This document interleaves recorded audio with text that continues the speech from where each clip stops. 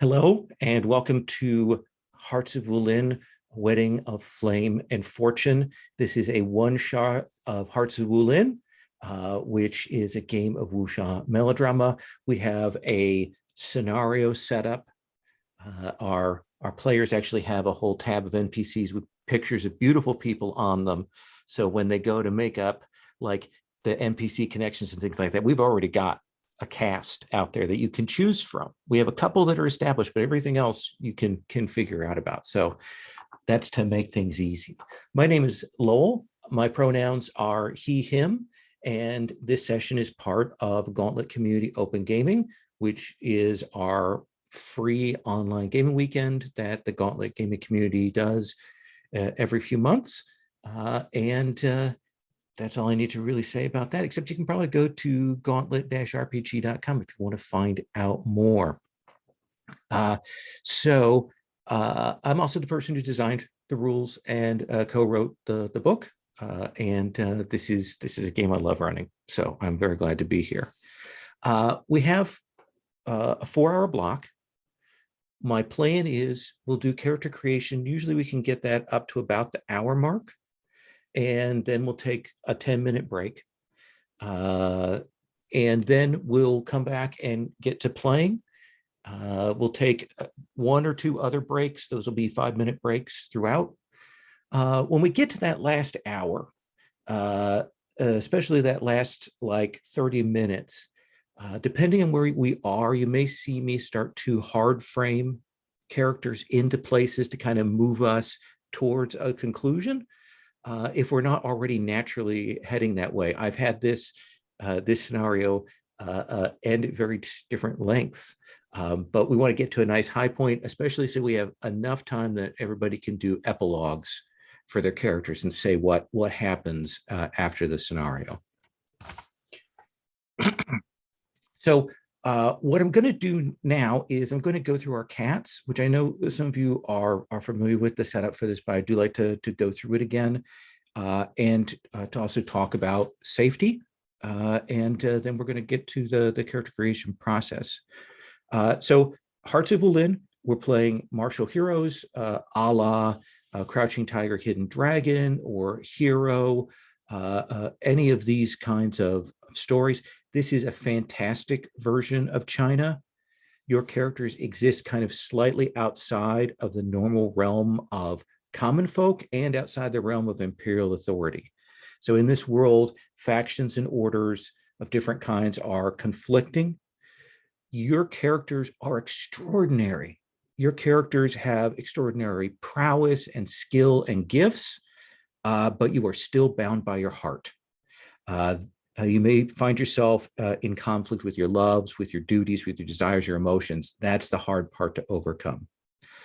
So that's the sort of the gist, the concept that we're going to be playing. And in particular, all of you will be characters heading to a wedding. You are heading to the wedding of 2 NPCs on the tab. Righteous Jade is our groom, and Dawning Joy is our bride. They are from different factions. This wedding is coming together to join them together, but what that means exactly, how they're connected to other people, what other threats are there, we don't know quite yet. We're going to find out as we go along. So we'll begin with character creation. You'll choose a playbook representing your archetype, and within each playbook, there are 3 roles. You'll choose one of those roles, and you'll set your stats, which are the elements there: earth, fire, metal, water, and wood. And you'll choose at least 1 playbook move. You can choose 2, or you can hold off and choose a later playbook move at the time where you're like, ooh, this is what I want to have. All of the sort of walkthrough of this is on the character creation tab about what we choose in terms of look and name, style, elements, and so on. And we'll talk about people's picks for playbooks before we get into that too far. We'll get our entanglements between our characters after introductions, and then we'll kind of lay out our inciting incident. And while plot is there, this is more about melodrama. This is more about playing out the stories that we come to. And our tone is very much melodramatic. In these stories, emotions, reactions, passions, all of that are heightened. Our characters have to maintain their facade in the face of trials. They've played straight, serious but not grim. They want to express themselves, but they have trouble doing that. They can't express themselves. Other things hold them back. So a knowing glance across a room is as powerful as anything else in these. There's still a little humor in the stories, but we may be switching back and forth between tones depending on how the world conspires against you and how the dice conspire against you throughout play. Subject matter, our stories are going to involve combat. There'll be chances for that, but it's more about, like, here's my thing. I love running into NPCs. I love putting PCs together to interact, and I love putting NPCs in place and having everything bounce off and see where we go. That's what the play is really going to be. Our story is going to revolve around romance, heartbreak, and desires. Now, a couple of things I want to say. Of course, this material that this is based on draws from Chinese wuxia novels, primarily the novels from the 50s, 60s, and 70s by Jin Yong and Gulong. There's a whole tradition of wuxia novels, and most of these have been made into wonderful long TV serials, drama serials, and that's primarily what this game is based on. Of course, I'm super white. So I want to reinforce that we want to treat this material with respect, not delve into parody. We want to treat it as the wonder that it is. And we want to be respectful of the original source culture as much as we can throughout this. And one thing, and I'll say this, I know all of you know this, but I always say it, don't do accents. You can do voices, but don't do accents. That's the other thing I would mention. With that, I want to talk about safety. We have a layered set of safety tools that we'll be using to help calibrate us. This CATS discussion is sort of the stage one. We have lines and veils and ask first. This is on the first tab in the character keeper. Lines mark out anything that we're like, nope, don't want to see it at all. Veils are for anything that if it comes up, we want to elide, we want to fade to black, we want to have it off screen when it occurs. And then ask first is for anything that, okay, I'm okay with this happening, but I definitely want to check in before we do this topic or before a player or a GM introduces it into here. We have a number of items on the list. Feel free to add new items. And this is kind of a living document you can do throughout the character creation process. When we're done, before we do introductions of characters, I'll walk through what choices have been made. That's level one. Level two is the X card. And you can say X card, or you can do the hand gesture for X card to say, this is material I want to stop. This is material I find objectionable. I find problematic. I find the wording bad. I find that it's wildly off tone. I find that it's kind of impinging on my play experience. When we do X card, you don't have to justify your choice. The only question that we might ask is, how far do we need to roll back? Like, where do we need to cut to start over and go forward again? The other things I will mention with the X card is if something happens a couple of times and you're okay with it the first couple of times it occurs, but then you're like, nope, I think I'm not okay with it. It is legit to X card it later. It is legit to come back to it. Nothing is ever passed you by. And I have one more thing to say about the X card, and my brain has just completely thrown it away. Oh, the other time that we might X card is if when we're playing, maybe we're starting to lean towards something that's in a line or a veil, and maybe we haven't quite caught it. Maybe like we're starting to head that way. X card is a good time to say, let's X card, that's a line or that's a veil, to remind us to recalibrate on that. The last safety tool we have in our toolbox that we're going to be using here is open door, meaning that if you need to step away, if you need to leave for whatever reason, personal, emotional, physical, whatever, you can step away. It'd be great if you were to tell us in the chat that, hey, I'm going to be back, or I'm not going to be back, but that's not required.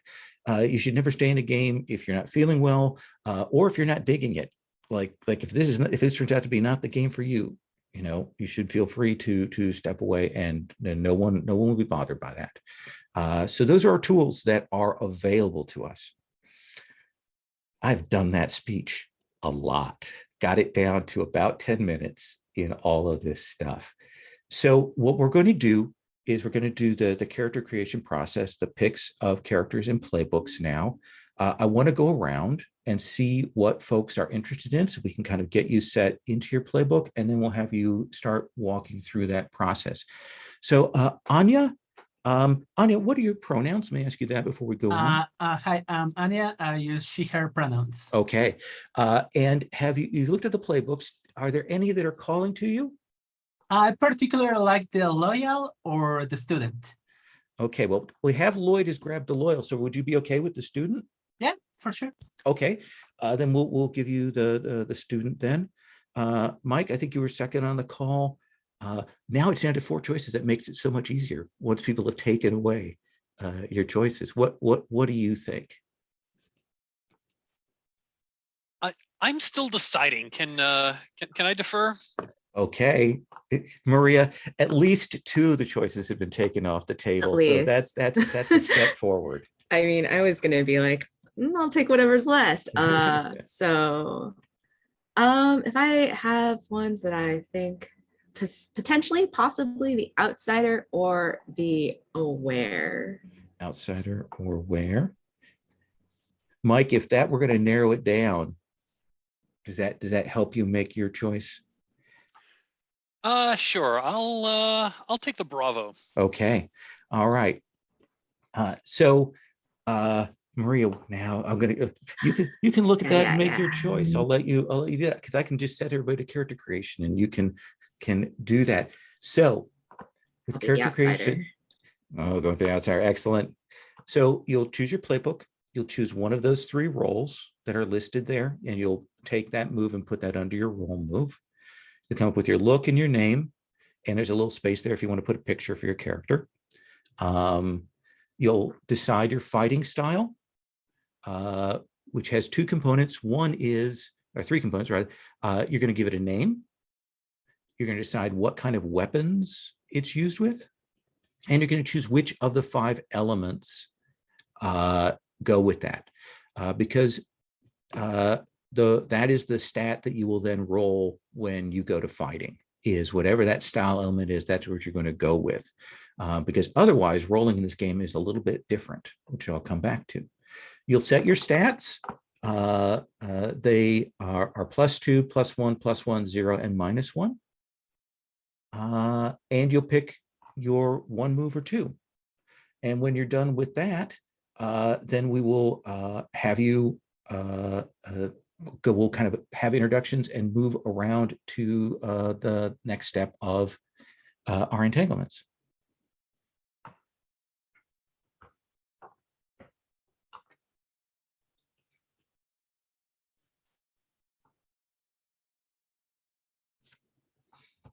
Hello, Lloyd. Hi, everyone. I'm sorry I'm late. I have just set everyone to character creation. Okay, So you are in the character sheet. We have you have the last column there. So you can choose your name, and I put a holding one in there for you, but you can choose your own name now. Thank you.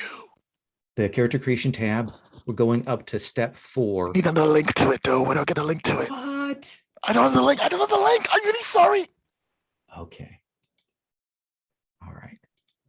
I'd like to apologize to everyone in this entire universe for this lateness. I'm so sorry. I'm just gonna quietly just gonna click that and just pretend that I haven't. There you go. There you go, Lloyd. I appreciate that. Okay, bye. All right, so I'm going to stop talking and sit here uncomfortably for a while. And if you have questions about what moves mean or anything like that, feel free to speak up. I'm going to mute myself right now. And then when you ask me a question, I will forget to unmute. So just telling you, that's what's going to happen.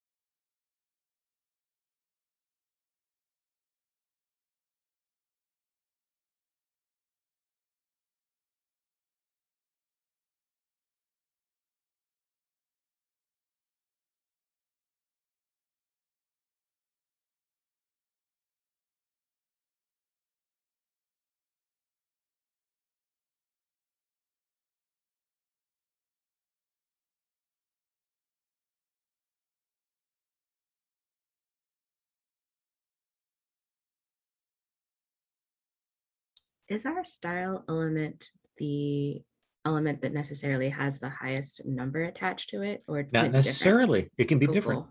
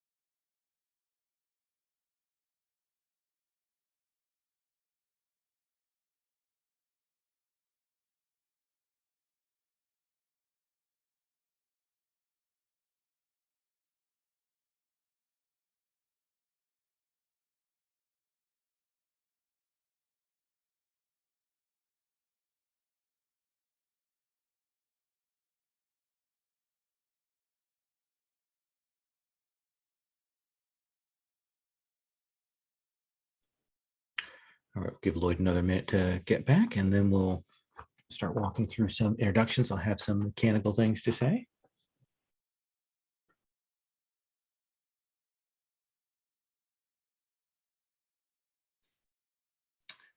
We do have an online roller. I've put a link to that on the basic moves page, as well as the lines and veils page. But you can also feel free to use your own dice at home.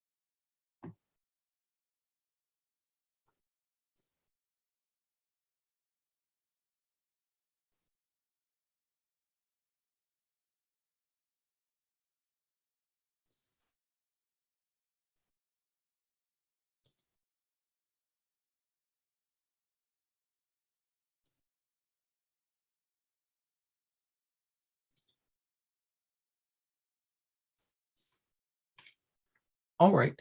So a couple of things I want to say. This is a little bit different than other PbtA games in that when you go to roll, for the most part, you're going to choose which element you want to roll with, which of the 5 elements you want to do that with. That should kind of represent what's on your mind, how you're feeling, and so on. The exception to that is that for anything that you're doing fighting, which is the dual move or the take on troops, you'll always roll with your style element. And then conversely, whenever you roll for inner conflict, which is where you're struggling with your emotions, you can roll with anything but your style element. That is the restriction there. Hey, why wouldn't you always roll with your best attribute? That's because when things go wrong, when you get misses, when you take harm, you will be marking often the element that you rolled with. And when an element is marked, you don't get to roll with it until you get it cleared, until someone helps you with it. So if you get your fighting element marked early, you're going to have to find another answer to the situation. We're going to be doing introductions, and then we're going to be doing entanglements. Everyone has a romantic entanglement and a general entanglement. There are examples on the entanglements tab. I'll come back to that when we get to that process. Entanglements are a triangle. They're your relationship with someone that is complicated by a third person, often a love triangle, but thinking about positions of relative power. We've got lots of examples of those that you can do. We'll come back to that process of choosing those. Your entanglements are what's often going to trigger inner conflict, like rolling for your heart breaking at that point. We assume at the start that all of you know each other, at least in passing, so that we can get that settled when we do introductions, or rather when we do entanglements. We're going to have you go through, we're going to go around and have everybody introduce their characters, give us your own pronouns and your character pronouns. Before we go too much further, let me walk quickly through what we have decided as our lines and veils for play today. So right now, we have lines on, let me scroll to the top, on dental horror, on homophobia, on sexual assault, on slavery, and on torture by the PCs, meaning that stuff we're not dealing with at all in play. And then we have veils, meaning that we'll kind of fade to black for these issues, these topics, if they do come up. And that includes harm to animals, harm to children, racism, sexual content, suicide, and torture in general. And then we also have ask first, means that like if we think that this is a topic, that this is a thread, a place we want to go to, we have an ask first on mind control, because we're going to check in with people before we do anything like that. So with those things in mind, we're going to walk in character keeper order around from left to right. I always have to check that. And I'll have you introduce yourself, introduce your character, and tell us a little bit about them, kind of walk through what moves they've taken, and I'll ask you some leading questions. So Anya, I'm going to put you on the spot here. You're first person on the character keeper. I wasn't ready for that. Okay. Hi, Anya. I use she, her pronouns. My character is Wen, the turbulent stone. She uses she, her pronouns. I chose the student. Well, she belongs to the Blood Wind Temple, which I imagine is kind of a training temple, something like that. And she basically wanders, maybe, well, right now she's been sent to see how the laws of the kingdom are put in practice around the kingdom. I've chosen I think I didn't copy my two additional moves. Oh, but okay. I know which ones they are. Sure. Because I had it's no, this is outsider. It's the proud youth. Okay. Because I like this idea of maybe consulting something back with the temple or something like that. And I like sacrifice because I feel like she would sometimes get in over her head and think that she's able to manage something bigger than she might be able to. I like that. I like that. How old do you imagine that she's very young, or has she trained for a while and is now out traveling? I think she's not that young, maybe late 20s, but given all the studies that the temple requires to be a master or something like that, she's seen as young by the elders. Okay. Do you think that she was raised in the temple? Yes, Okay. I think so.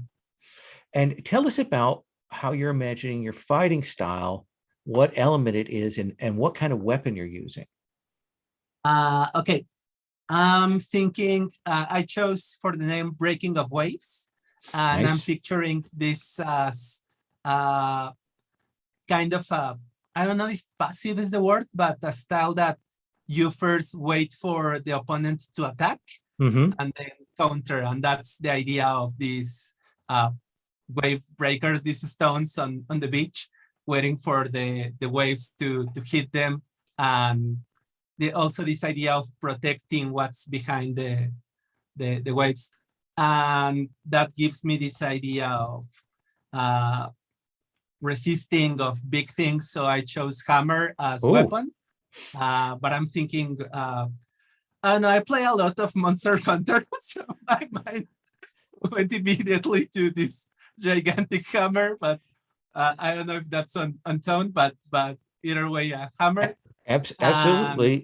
They have the wildest weapons in wuxia, sometimes absurd. So yeah, you can have a great hammer, and you can do that 1, 2, 3 swing when you push the X button repeatedly.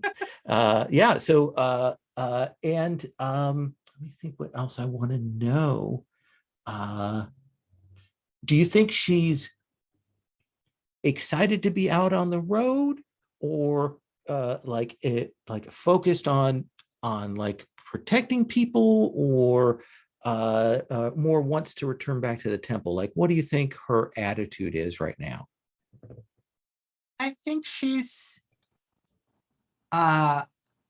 eager to be outside of the temple, to be on her own.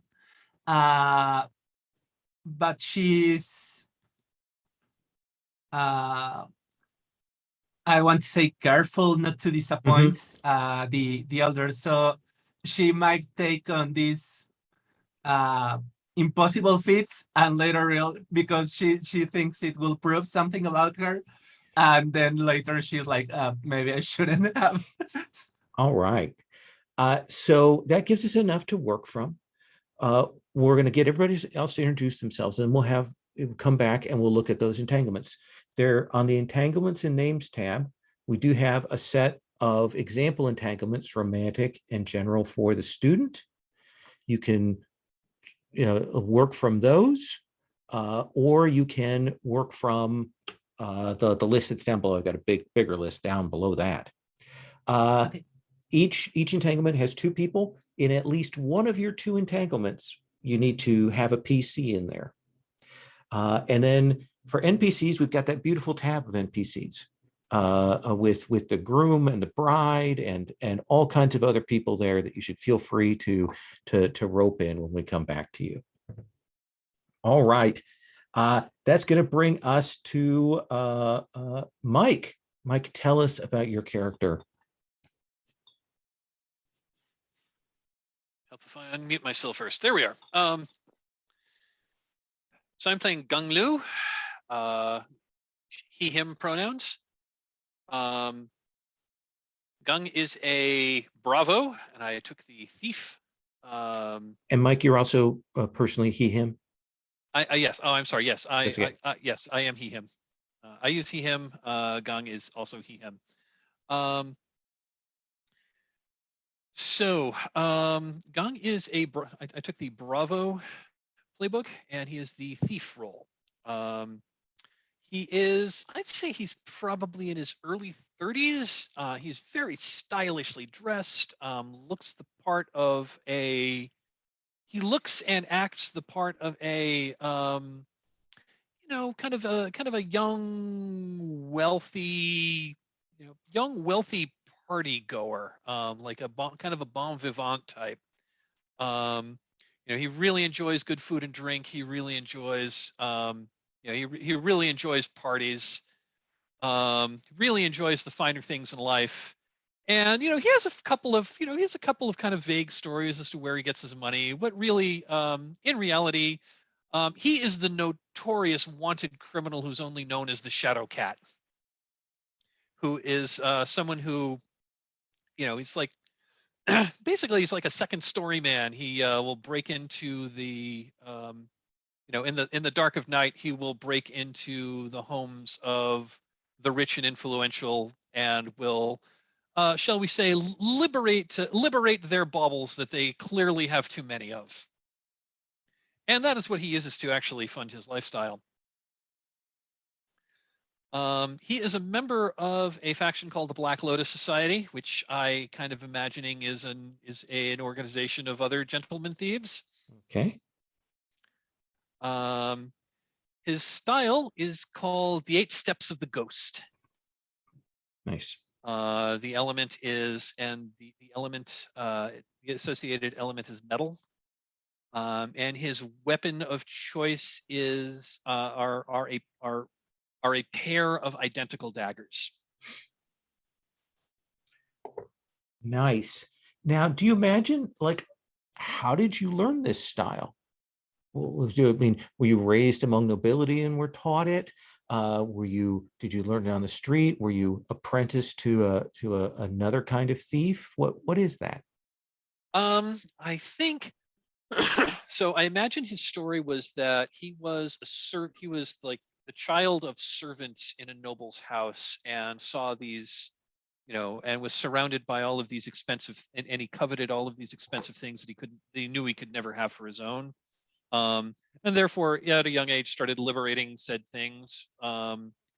but once suspicion was directed his way, he cut and ran, and was on the street for a while, and fell in with, and yeah, I think he fell in with a band of thieves, and that is where he learned the eighth. And this band of thieves were, second story thieves. They would go in, they'd break into houses and steal stuff and leave, and that's where he learned the 8 steps of the ghost.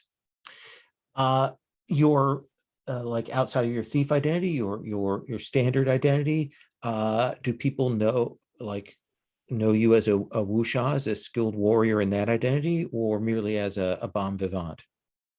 I like to think that in his regular identity, he's just kind of a bon vivant. He's Okay. He's the kind of guy that likes to go to parties. All right. And people will probably gravely underestimate him in a fight if he's in that guise. Excellent. And perhaps when we get your entanglements, you can decide who is the magistrate or official who is chasing you. Yep. It's always good to work in that. All right, that gives us, I think, enough to work from. Again, you can take a look at those entanglements. We'll come back to you and talk about those in a moment. Then let's come to Maria. Yeah, so I'm Maria, use she, her pronouns, and I made the even-tempered Lin, who uses they, he pronouns. Interchangeably, Lin is an outsider, a wanderer. I'm imagining that they were the disapproved of, very close to being disowned if they hadn't done something that their parents wanted them to do. Of a minor noble family. They're kind of flighty and haven't really stayed in one place very long. They did a short stint as a disciple of the Frost Hearth Palace, which I'm imagining is some sect in the mountains somewhere. Maybe it was supposed to teach them focus, but they ended up not staying for very long, but they're still closely associated with their friends there, I guess. Mm-hmm. They probably at some point were a lot like the Shadow Cat or Ganglu, in that before they almost got disowned, were a bit of a partier, but now they've spent enough time away from that life that they're very happy to not have to worry about keeping their clothes clean and dust free. They go from village to village, just helping out folks. So they've just got some muscles, I guess, from picking up heavy stones and helping whoever needs heavy stones lifted or something. And yeah, they just like being out in the world and not being in a place where appearances and other stuff matter so much. How old do you imagine Lin is? I think they're in their early 30s. Okay. They're still discovering themselves. Okay. Well, And tell us about the fighting style and the weapon that you've chosen. Oh yeah, the fighting style is the Path of the Unbroken Pattern. I think it's something that the Frost Hearth Palace teaches. It's earth-based, and I think it's a very solid sort of style.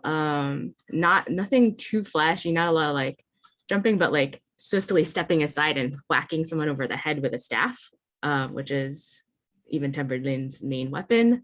And it's one of those, the turtle versus the hare, tortoise versus the hare race. It's more of the tortoise kind of thing. Mm-hmm. Very, very not flashy. Do you think you had another style that your family taught you before that, or was going to the Frost Hearth Palace and learning this a really starting from scratch for you? I think that my family probably tried to teach me something involving fans and cloth, but it took too much practice, and Lin was not about that life back when they were with their family, and they despaired and were really bad at it. And I see you took Royal Tramp. So Yes. he Oh, is yeah. he is used to extricating from situations that Mhm. had gone wrong. Whether that's a bad situation or just, a bad place or a boring place. Nice. And you got that nice hero shed note here. So you are strongly connected to your fellows. Let me see what else I want to ask. You did choose Earth as your Yes. style element. What is strong about the wood aspect, the wood element for Lynn?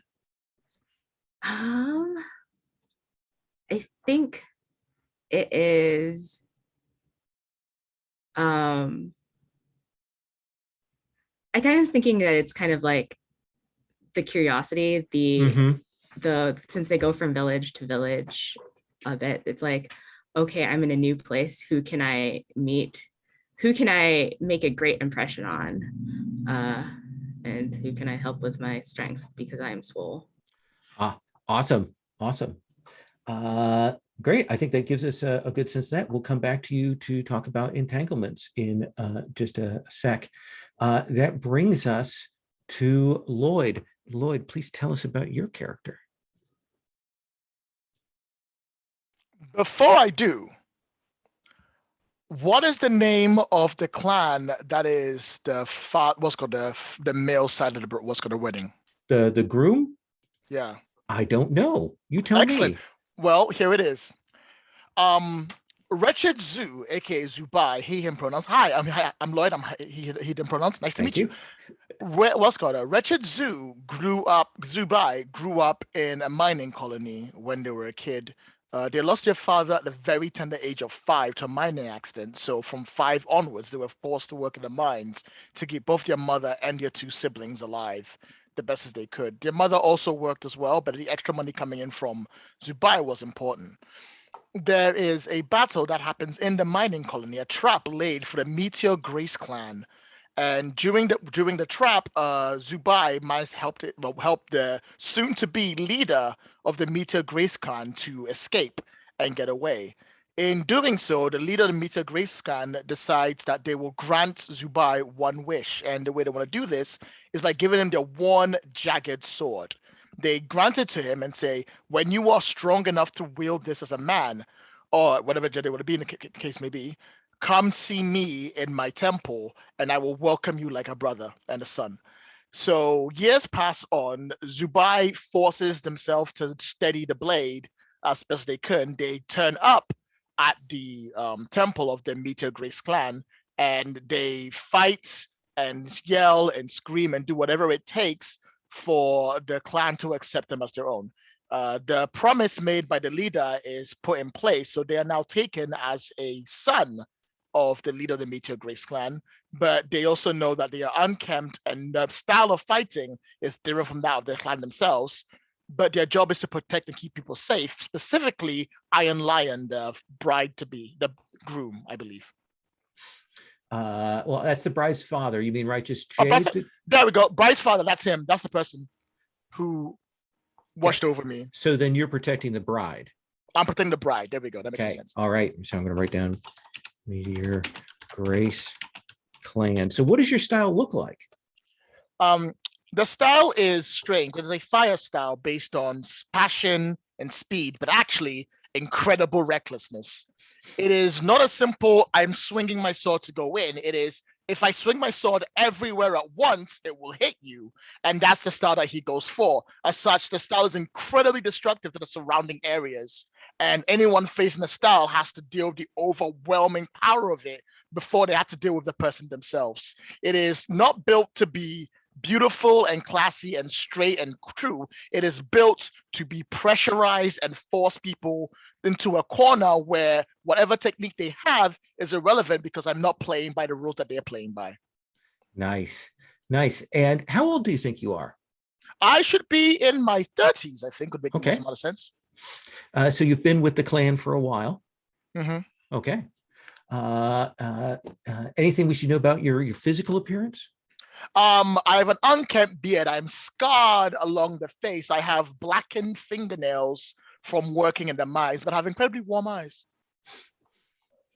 All right. All right. Nice. I think that gives us a good sense of who you are. We're going to come back around and get those entanglements from you in just 1 second. I'm going to take a slug of this soda, and then we're going to do entanglements. Okay.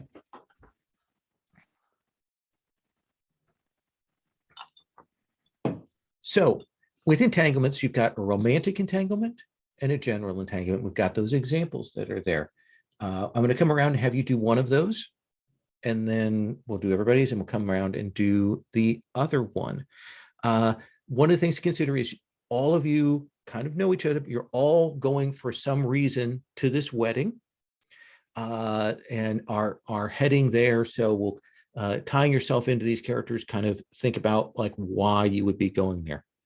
The other thing I want to mention about romantic entanglements is they don't have to be sexual. They can be about passion. They can be about unrequited love. They can be about strong affection for one another. If you want to take a more aromantic approach to that, feel free to do that. You're not obligated to be in a physical relationship or anything with anyone. So let's come back to Wen. Wen, would you like to talk about your romantic or your general entanglement first? My general first. Okay. So what are you thinking? I'm thinking of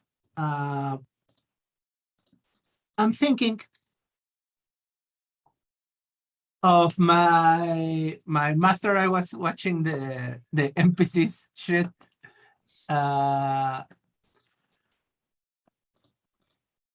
Sapphire Ghost. I like that name. My senior Sapphire Ghost. Okay. Disapproves of me, and I like the idea of when being out looking for to help people, but being eager and sometimes careless. My friend Ganglu, the Shadow Cat, who I don't know, he is the Shadow Cat, also disapproves of me, and maybe it's I don't want to say not a real friendship, but if you like the idea, Mike, maybe posing to give a certain air of credibility to your secret identity, to your. Oh, I'm totally up with that. That sounds great. So you hang around with this very upstanding, upright temple person, Shadow, in your real identity, but you also kind of poke fun at them, kind of maybe disapproving of their moral rectitude and authority and so on. Okay, I like that, and you're good with that, Mike? Okay, and that definitely gives us an interesting Sapphire Ghost. Is Sapphire Ghost a pronoun she, her? Yes, I think. Okay, all right. All right, excellent. So that gives us your general. We'll come back around and get your romantic here in a moment. Mike, which would you like to start with? Well, just to pour gasoline on this drama fire, I want to go with a romantic entanglement. Okay. And why not? It's a one shot. I have a romantic entanglement with the bride, Dawning Joy. Okay. Let's hear. How do you want to? What's the shape of that entanglement? Is it mutual? Is it unrequited? Is it something else? I want to say it's mutual. That we perhaps had something in the past, but I had to back away because I didn't want to. It's mutual. We had like an infatuation. Let's see. I'm now looking at the prompts. I hadn't really looked at those before. Well, so let's do that. So you had, a strong love and some time spent together. Maybe you hope that you could figure out a way to make that work, but it didn't work out. But it didn't work out because I know it didn't work out because I had to leave because I haven't named the NPC yet, but my Javert was after me, so I had to bug out, and I left quickly. I left quickly and I left in the middle of the night with no word because okay. So I just kind of disappeared for a time, and now I'm back. So we've got a couple of magistrate types on the NPCs tab there. Captain Feng or Magistrate Sun are both on the NPCs tab. Do you want to have one of them be the figure that chased you away from Dawning Joy? Let's go with Magistrate Sun. Okay.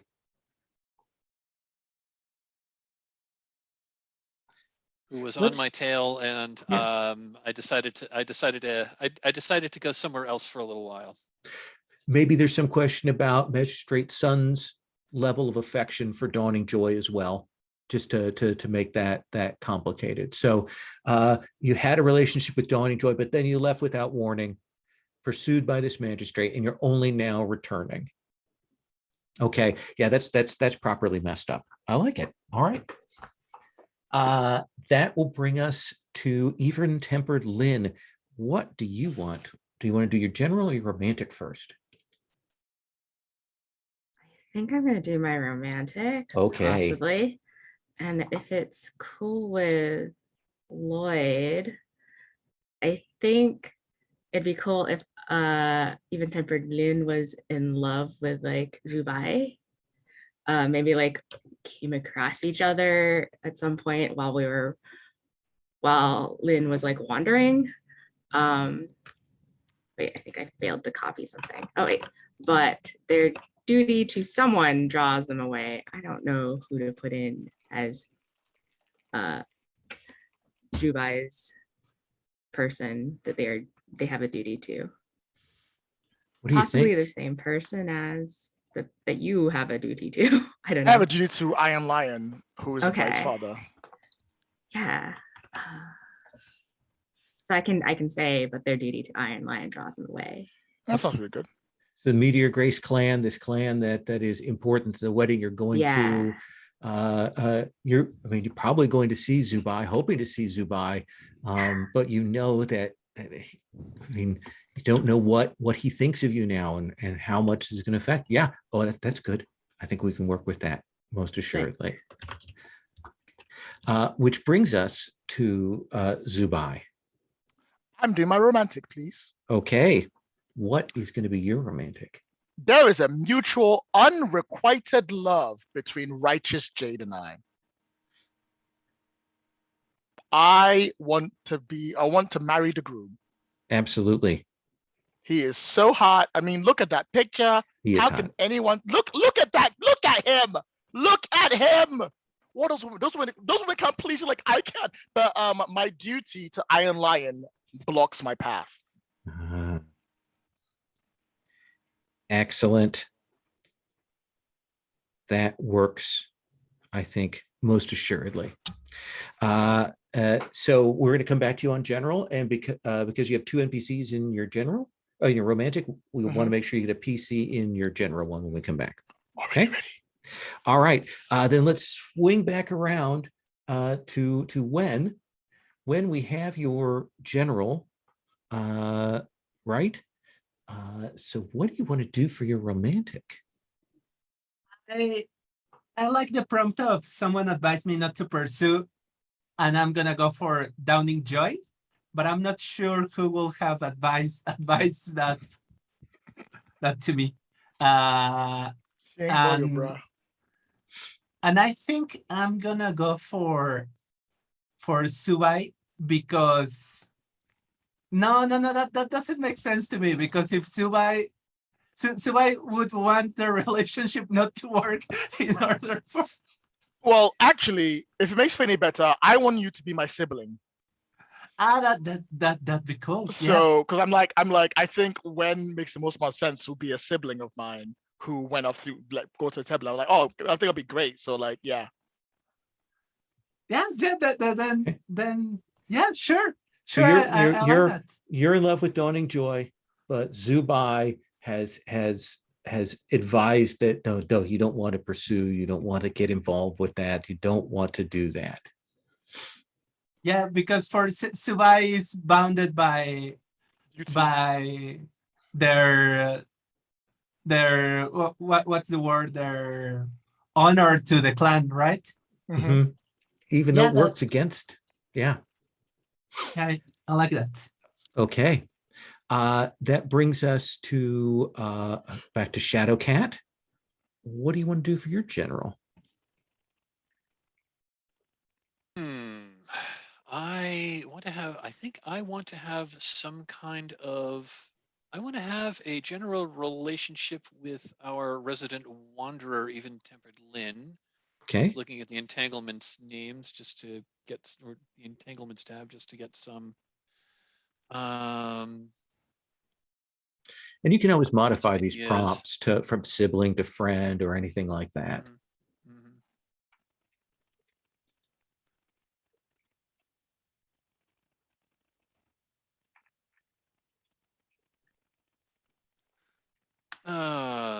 Thinking.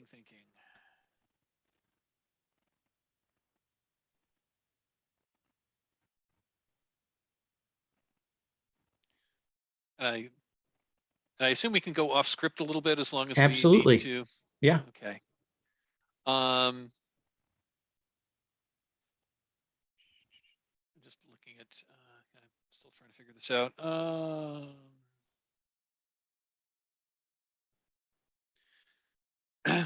I know my story and even-tempered Lynn's stories kind of mesh a little bit. So I like to think that perhaps we've been, sometimes allies, sometimes rivals we've done some jobs together, but we've also found ourselves like vying for the same job. So I like to think we've got some kind of like friend. It's okay with you. I like to think that we've got some kind of kind of mostly friendly rivalry there. Yeah. Mostly friendly rivalry, or maybe something more. Yeah, like what if you keep stealing from people and like, maybe you shouldn't steal from these particular people, they're a little bit down on the times right now, but how about that other group of people if you have to do some stealing? Like those people, not quite. Fantastic. So who complicates your rivalry between the two of you? Like who makes that interaction more complicated or more difficult? I do have a thing that I was thinking of doing for my entanglement that I don't know if that would help or not, but I can also wait for my turn to come around. I was thinking that since my, and I like to think that Shadowcat and even that even-tempered Lynn knows that I'm the Shadowcat, and perhaps nobody else does, and that's being complicated by my friendship with Turbulent Stone, who doesn't know I'm the Shadowcat and doesn't know I'm a notorious criminal, which is which complicates the friendship. I'm not sure how to phrase that. My friend even-tempered Lynn knows my identity as Shadowcat. My friend and rival, even-tempered Lynn, knows my identity as Shadowcat, and I'm afraid they'll tell or reveal that to Turbulent Stone. Does that seem good? I like that. Yeah, and it may not be that even-tempered Lynn would ever do that, but you're worried that might happen. Even-tempered Lynn, let's come to you. What is going to be your general? I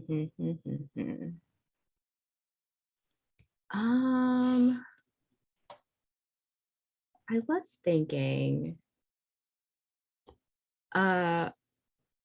since Ganglu, you were raised as a servant of a noble family,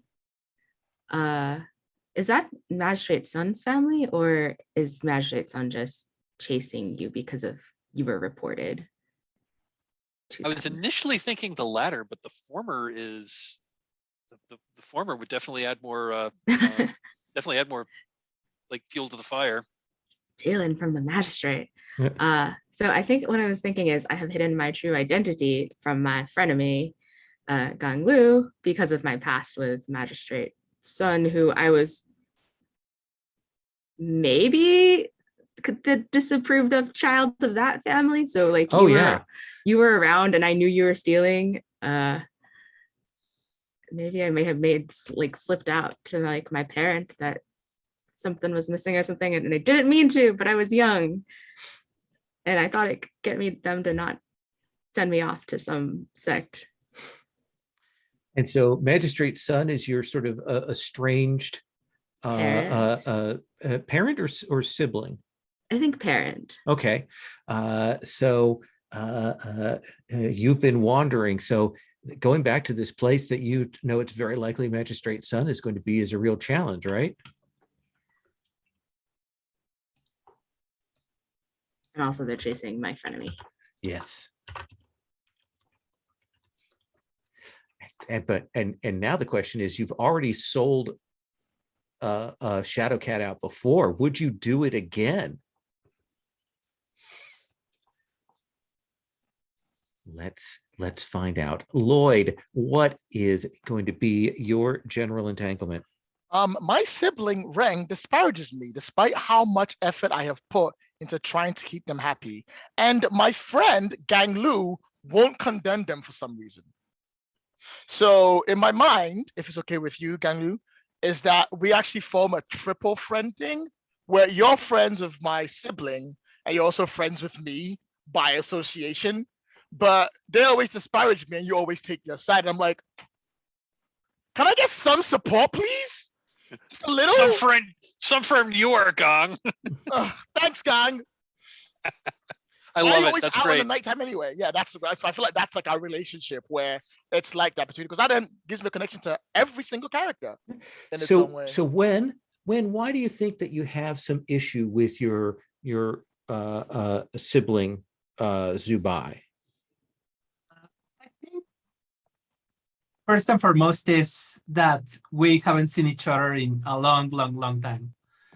And so we grew apart and were raised in very different ways.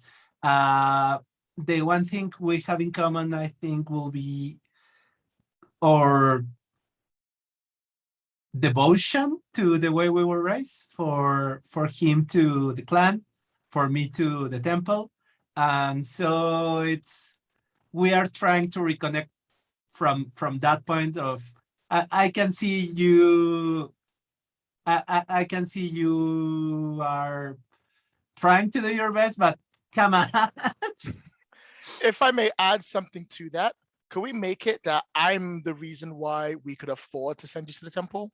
That's so good. Yeah. Nice.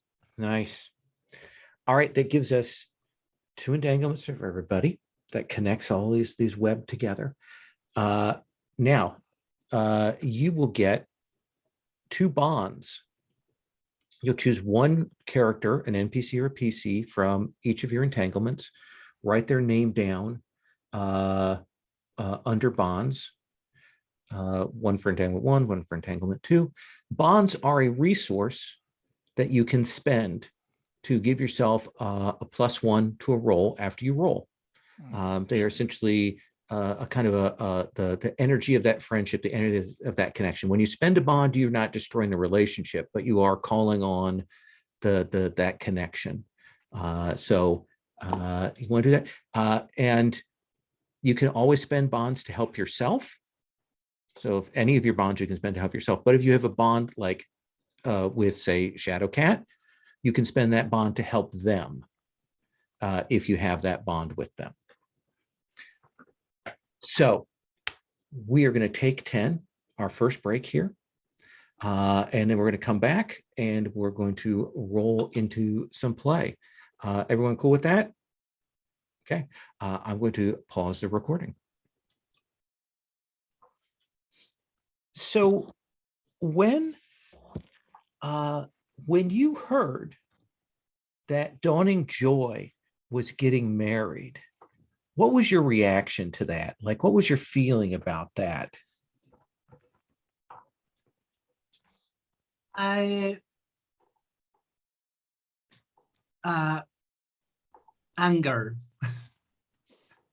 Anger, because I think I had just spent a few weeks maybe in the village. I haven't met many people outside of the temple, so I fell for the first person that I found attractive, and I'm not sure I was ready to give up on my what will be my very, very, very late high school crush. Absolutely. So fast. And the way I'm going to assume it is you had left for a while and you've heard word about this wedding going on at this great villa for the Meteor Grace clan, and you're traveling back just because you have to see, you have to know, right? So definitely we've got that on the table. Lynn, what has drawn you back? Like for this wedding, going to this, what is it about it that really is your compelling reason to go?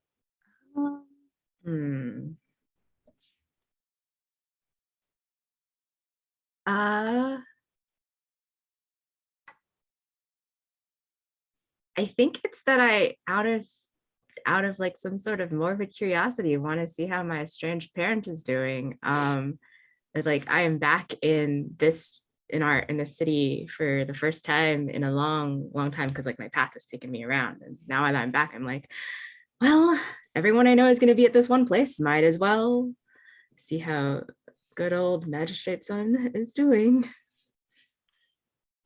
And we're going to assume, even though you don't have entanglement connections, that you know when that you know Lynn, and that as you've been traveling back, you're a few hours away from the town and the estate, that your paths have crossed and you have companionably decided to travel together. And maybe realizing that you have some people in common, that you know one another. And I think that as you two are traveling along, we're still outside of the town, but we're in kind of a forested area. You will hear from the woods like the sounds of fighting, but clearly one-sided fighting. So what would you do? When? I think I first stop everything. There's people in danger. And I just jump from, I don't know, the cart where we're maybe traveling in. And given that Lynn seems like a trained person, I'll ask him to join me. Yeah, Lynn? I think I like swing up my staff onto my shoulder and just like kind of more slowly jump from the wagon, because I'm not a youth anymore. I'm slightly older than a youth, and I think I'm gonna be like, but wait, before you rush into danger, make sure you know what you're getting into. It's never a wise idea to go up without knowing what you'll face. So go a little bit more slowly. When do you think you take that advice? I think I'm already like 20 meters ahead by the time I hear that. And this is I Lynn just talking to the air. turn back and say, I can't hear you over the fight. There's just a sigh, and I'll like jog. Whereas Wen is light footing with all of her energy to get there. You're I'll get there eventually. Yep. When you will come to this clearing, and you will see that there are a group of figures that are in black hoods, cloaks, There are some bodies on the ground. There are a pair of figures that have these large swords with the rings on the end that seem to be matching this, like a pair of figures. Maybe they're brothers, maybe they're siblings of some kind. And you can tell that these troops and these two figures have killed some people, but you also know that someone has taken off.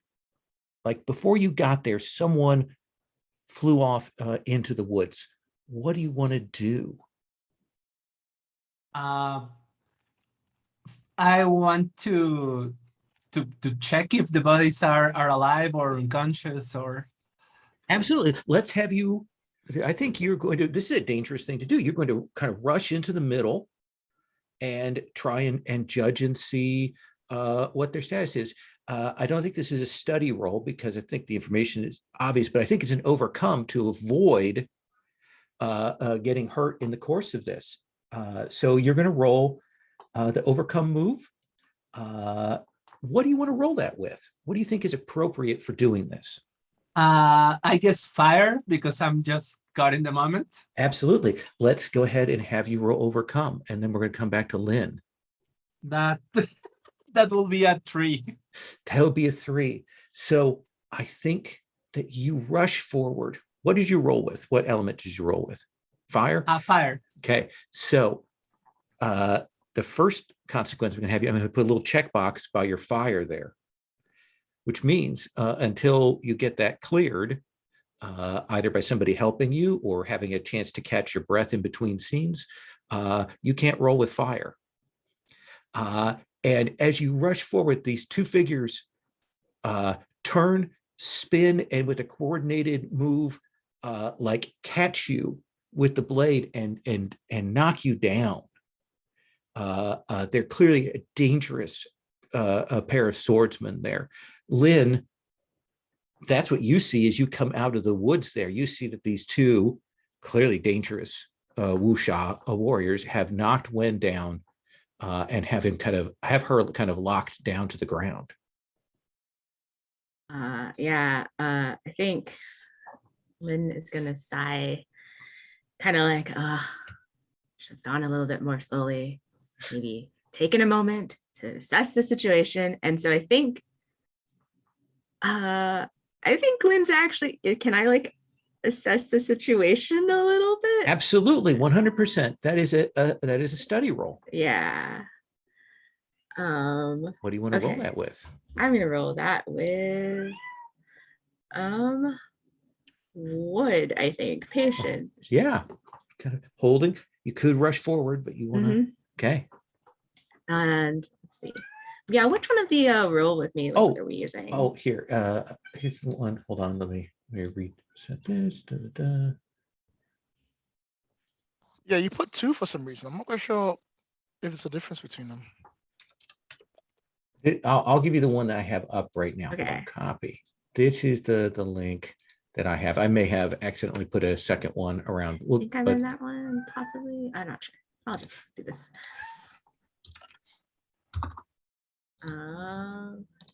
Okay.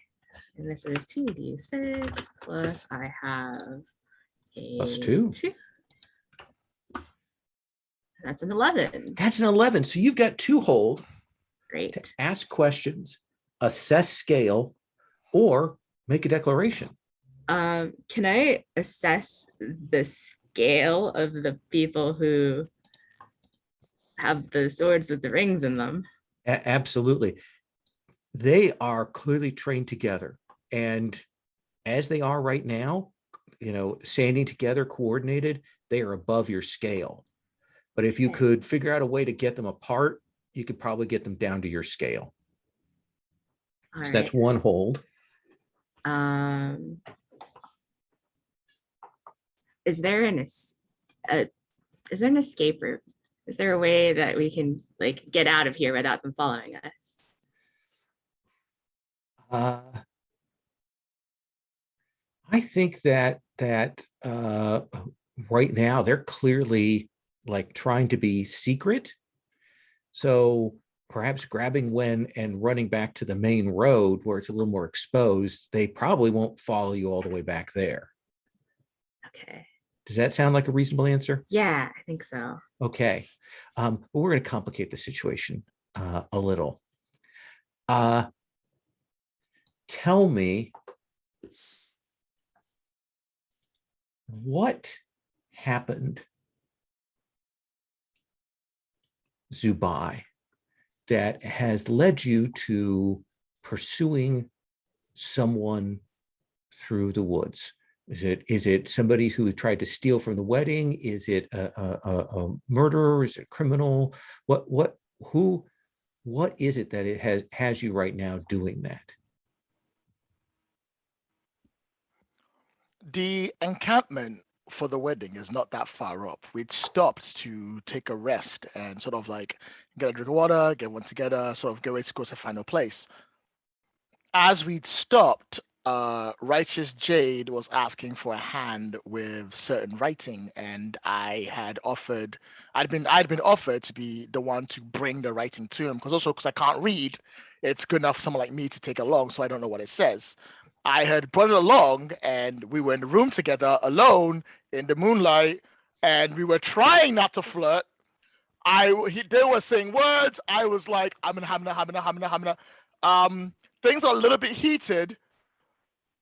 One of us kind of almost made a move, but while we're staring at each other for a moment, like eyes locked up, someone like shadow appeared on like my right, at which point I went, oh shit, pushed him out the way, blocked an attack as someone tried to take his life. While they were doing that, I put them down, another person grabbed the paper I wasn't allowed to read and ran out the door. And I ran directly after him because one, I need to get that, and two, I don't want anyone to know that we were together in that room. So imagine that there was kind of a caravan. It's probably like a traveling caravan arriving back. You were there with them. It's twilight, and now we see you taking off. So, Gang, how did you get caught up in this pursuit through the woods? Like, you probably were traveling along with the caravan because it's an easy route. I mean, and it also allows you to case the joint. But how did you get following, tied up with your friend's pursuit of this would-be thief assassin? I think I was nearby. I think I was nearby, just kind of like engaging one of the other like rich hangers-on in conversation, try to, get a little more information about this. Trying to get a little more information about this person. Hopefully to get some pointers about what might be in their house. But then I heard Zubai start, like shouting, hey, that's not yours. Hey, come back here. That's not yours. So, and then I saw someone tear by, and then I saw Zubai tear by, and I was like, well, if Zubai is chasing somebody, I should probably help. So I just, like, behind Zubai, I just took off as well. Now, here is my question. It's getting on twilight. Zubai is pursuing this clearly trained wuxia. They're fast through the woods. Zubai is concentrated on him. You're falling behind. Are you Gong Lu following behind, or are you changing into your shadow cat identity? Once I get into the woods and am away from other eyes, and presumably Zubai is like focused on this person he's pursuing, I'm going to switch into my other persona, and that is I've got a half, and Shadow Cat puts on like a half mask. Absolutely. And for everyone's knowledge, if you've ever watched a wuxia, you will know any form of disguise, even if it's a fake mustache, even if it's just the most loose, just a hat, and you cannot tell who someone is. That is one of the conventions of the genres. The second that you put on the mask, no one can tell that it is Gong Lu. And so right now, Zubai, you're rushing behind this figure, and they break out into this clearing, and you bring yourself up a little short because this is a much more complicated scene. You see this figure runs over to this group of troops. There's some bodies there, and there are a pair of warriors that have knocked down when Turbulent Stone on the ground. And probably at a glance, you see even-tempered Lynn across the way. What do you do?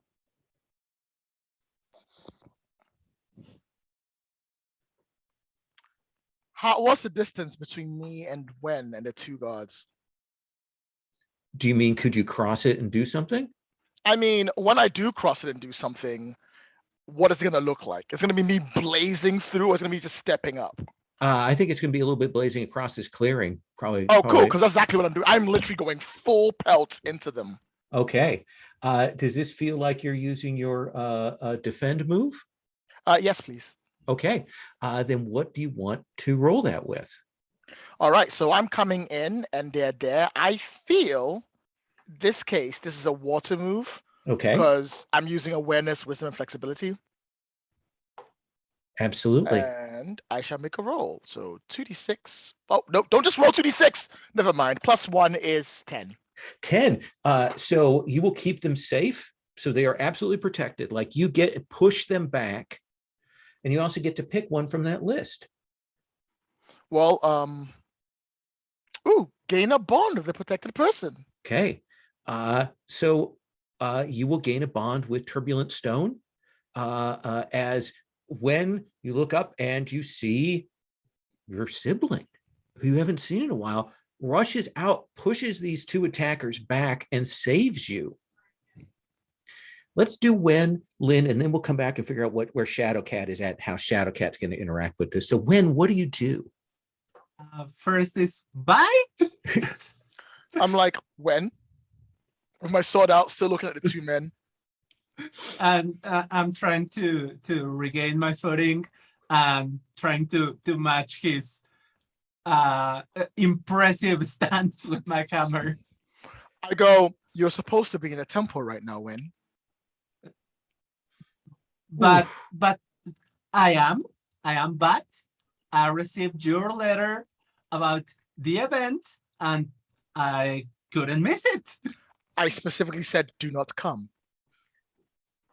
You did, but as you should know, if my letter arrived on time, I am also a few days away from doing my reconnaissance tour, and I guess it would be okay if I took a few days free before that. I would like to say it's good to see you, but we may be about to die. That's not my fault. There were people in danger. I should put myself like.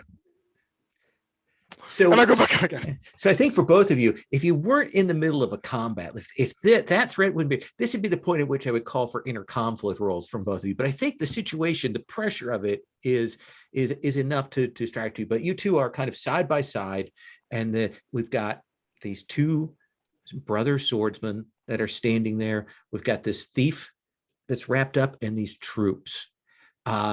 So Lynn, you see them like, you're like, oh, this is going to change. And then they start arguing. Wen and Zubai start arguing with one another. And also, how long has it been since you've seen Zubai? I think it's been a while. I think like paths crossed very briefly and then I continued to wander. Oh yeah, so and he pops out here. The moonlight here as twilight falls kind of catches him beautifully. Yeah, I think Lynn is gonna like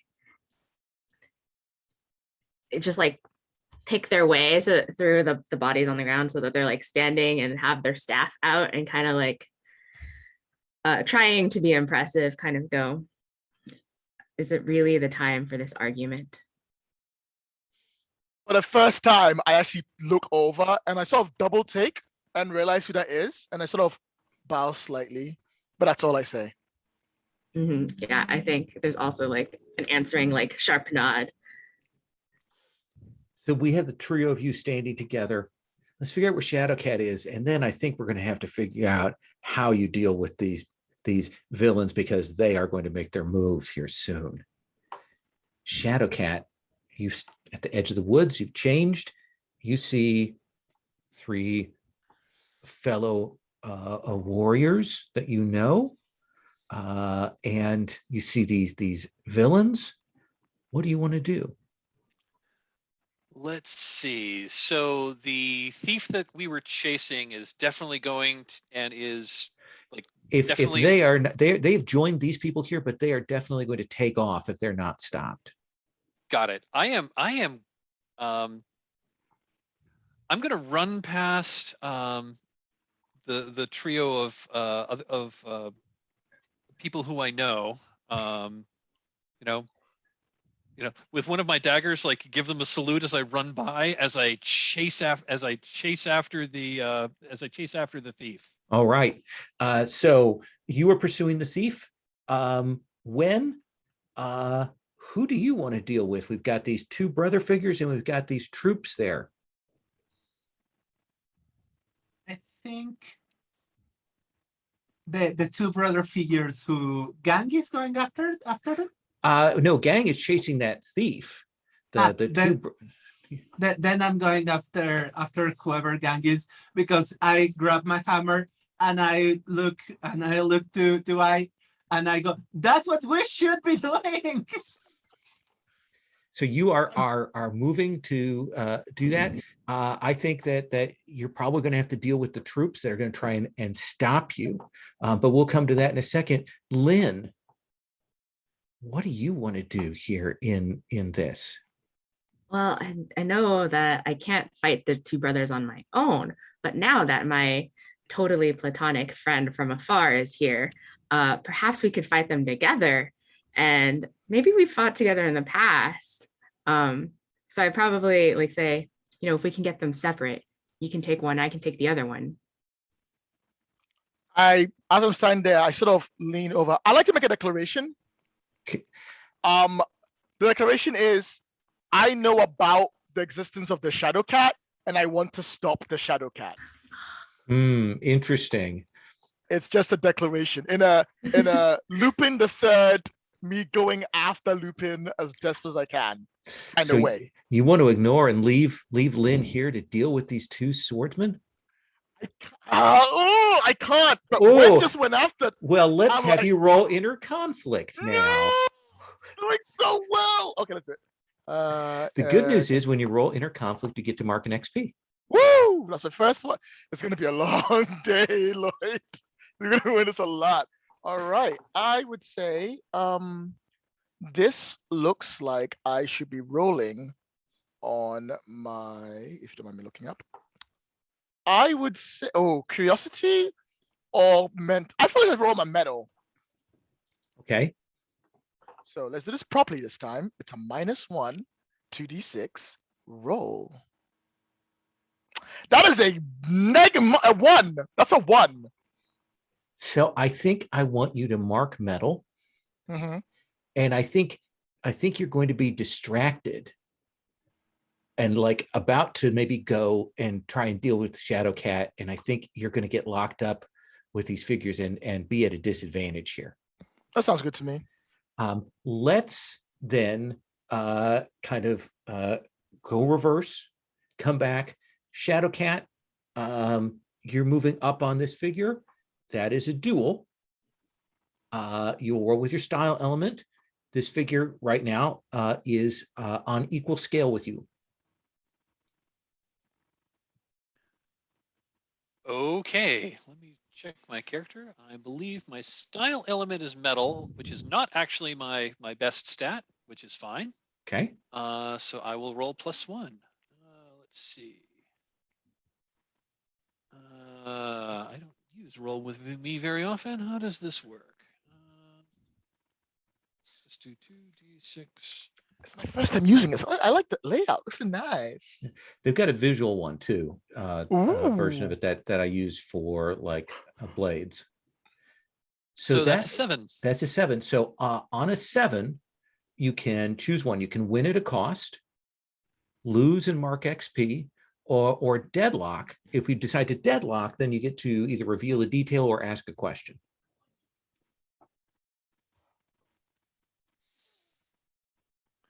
I think most interesting here would be to deadlock at this point. Okay. So what does that look like? Like, what do we see happen that you and this figure lock up? I think this guy is like booking across and is trying to presumably get back to the road. I like grab his collar, which knocks him off balance a bit, but not much at all, because he swings around. And what did you say? What kind of weapon?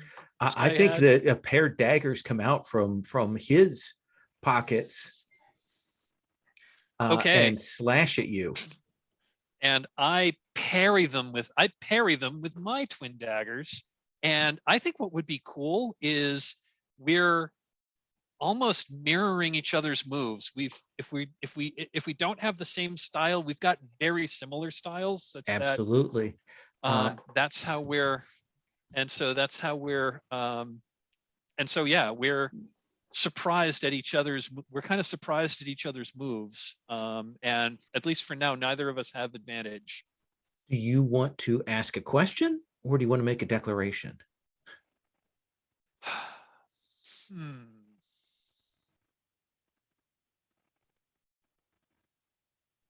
I'm going to say I want to make a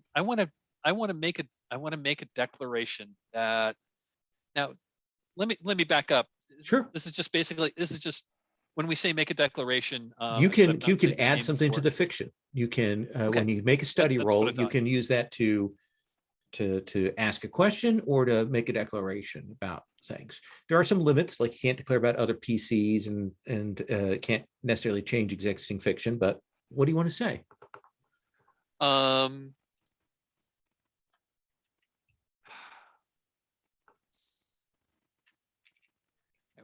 haven't established a whole lot about the wedding part. This is I think I'm going to ask a question. Sure. Rather, because I just don't think I have enough quite yet to make a declaration. That is absolutely fair. So I think my question is, who is this thief? I think that you will recognize that this is a fellow thief from the Black Lotus Society.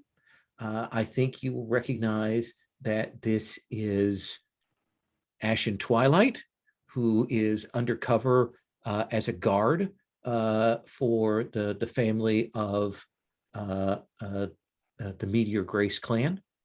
And there's that flash where you look at her, she looks at you, she recognizes that you're Shadowcat but doesn't know who you are, but you know who she is. Does that sound fair? Absolutely. So this is Ashen Twilight. Okay. Yeah. When you go to take off after this running figure and these troops, these goons draw blades and get in your way, they intercept you. So tell me how you deal with them. What does that look like? How many of them they are? Oh, half dozen, let's say. Okay, I think with a gigantic hammer, the only adequate thing will be to roll to spin with the hammer. Absolutely. Draw that out. Maybe they take a step back because they didn't quite see the size of the hammer that you had, but they've got their blades out, but you're just one person, so they think they can deal with you and they move into close. So you're going to roll with your style element and you're rolling deal with troops. With earth, deal with troops.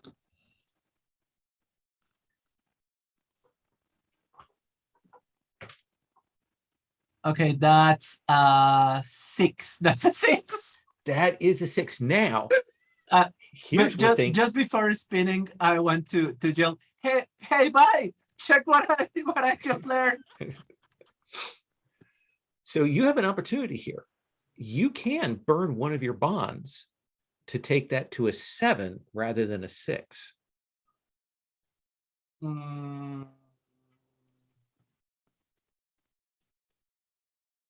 I think I will burn my bond with Magistrate's son because it made sense to, if he's somehow in charge locally, that I want to make a good impression. Right. You know that magistrate's son, she's going to be at the thing. And if this story gets back, if you fail and that story gets back to her, that's not going to be good. So yeah, tell me what's kind of tough about this little fight, but you will take them down. Like, what do we see? Are they, when your hammer hits them, are they knocked down? Do they fall back? Do they fly back? What do we see? I think they fly back. Yes. I spin, they fly back. But the tough part is that I'm spinning. so I'll probably get dizzy very quickly. And by the time I finish my spin, I'm maybe giving my back to them, which is not the thing you want to do in a fight. Yeah, and then that forces you to have to respond to them, but you do take them out, and there are 6 of these guys sprawled on the ground from you find them. But meanwhile, Lynn, you kind of look up, and now you finally get a chance to see. It looks like these 2 brothers. One of them has a scar across his left eye. You can look over, the other one has a scar across his right eye, and you can tell they've done that to themselves. Ugh, so pretentious. So how do you deal with him? You've got him separated so that you can fight him at your scale. What do you want to do? And what happened to Jubai again at the end of that? It looks like Zubai has kind of stumbled and is like distracted, and it looks like he's going to be fighting at a disadvantage. Okay. I think. Were you going to say something? Well, I was going to say, I mean, what you could do if you wanted to, and you know the system, you could overcome to try and change that situation. Yes. I don't know. Let's see. I think so. I'm over here with one sibling, one brother, and then the other one's over there. Yeah. Fighting. All right. I might just go for the brother I currently have, so we handle that situation, and then I'll go if Jubai needs help in the future. All right. You know, be heroic in my own way. Yeah, maybe Jubai's being distracted by me. Exactly. You want to know. Yeah. So this foe is on your scale. Yeah. So go ahead and roll with your style element. All right. That is Earth, and that's a +1. That's a 10. That's a 10. So he comes in, he's got this sword, your staff comes in, he kind of pushes you back at first. He's trying to get over towards his brother, but you know how to control the situation. And then there's that exchange of blows. Is your staff wood? Is it metal? What do you think? It is it's a very thick piece of wood. It's like so old, like maybe it looks like it's petrified or something. I think like I acquired it from the Frosthearth Palace at some point. Absolutely. So yeah, what you do that exchange. Tell me how you drop him. Tell me what you do to take him out.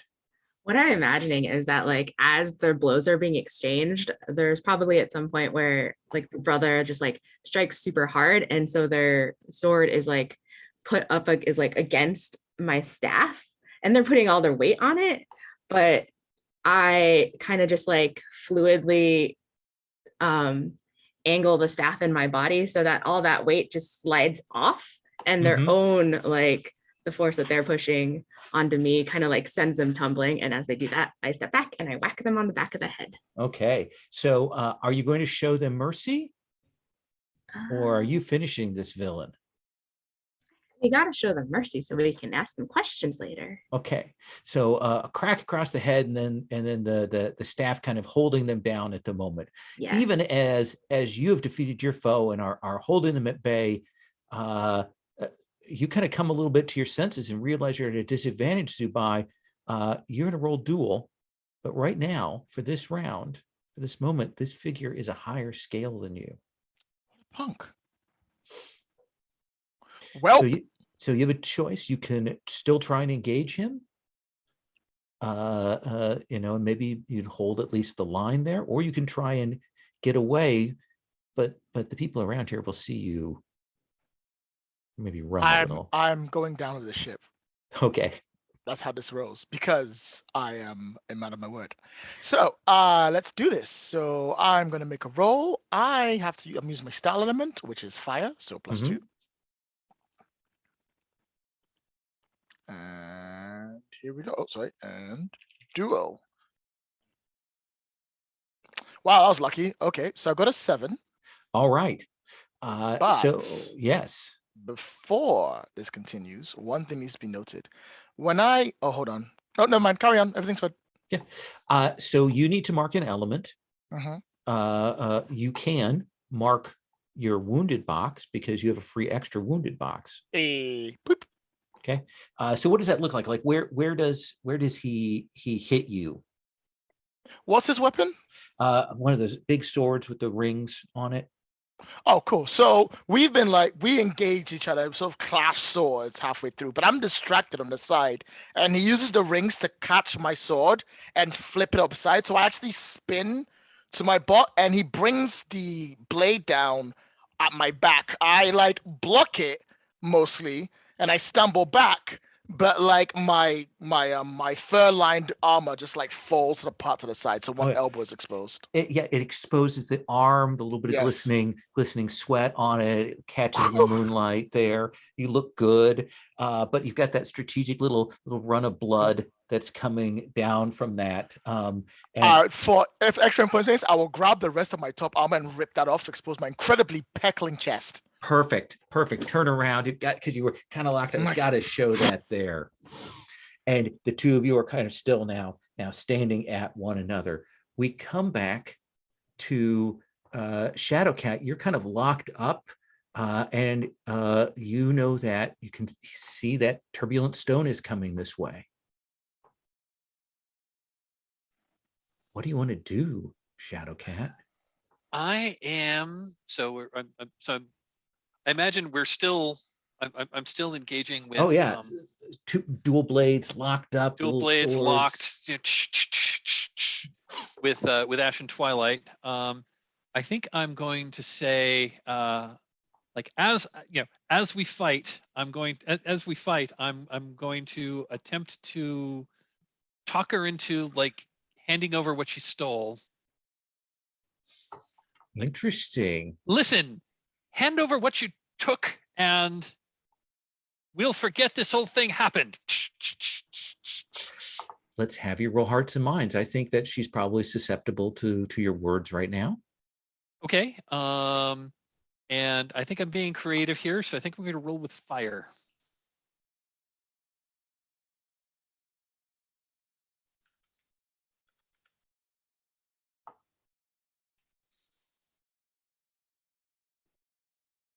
And I got a 10. 10. I think that she does pull back, and I think she takes that scroll that she has, and she will fling it past you off into to the woods, more towards where Turbulent Stone is.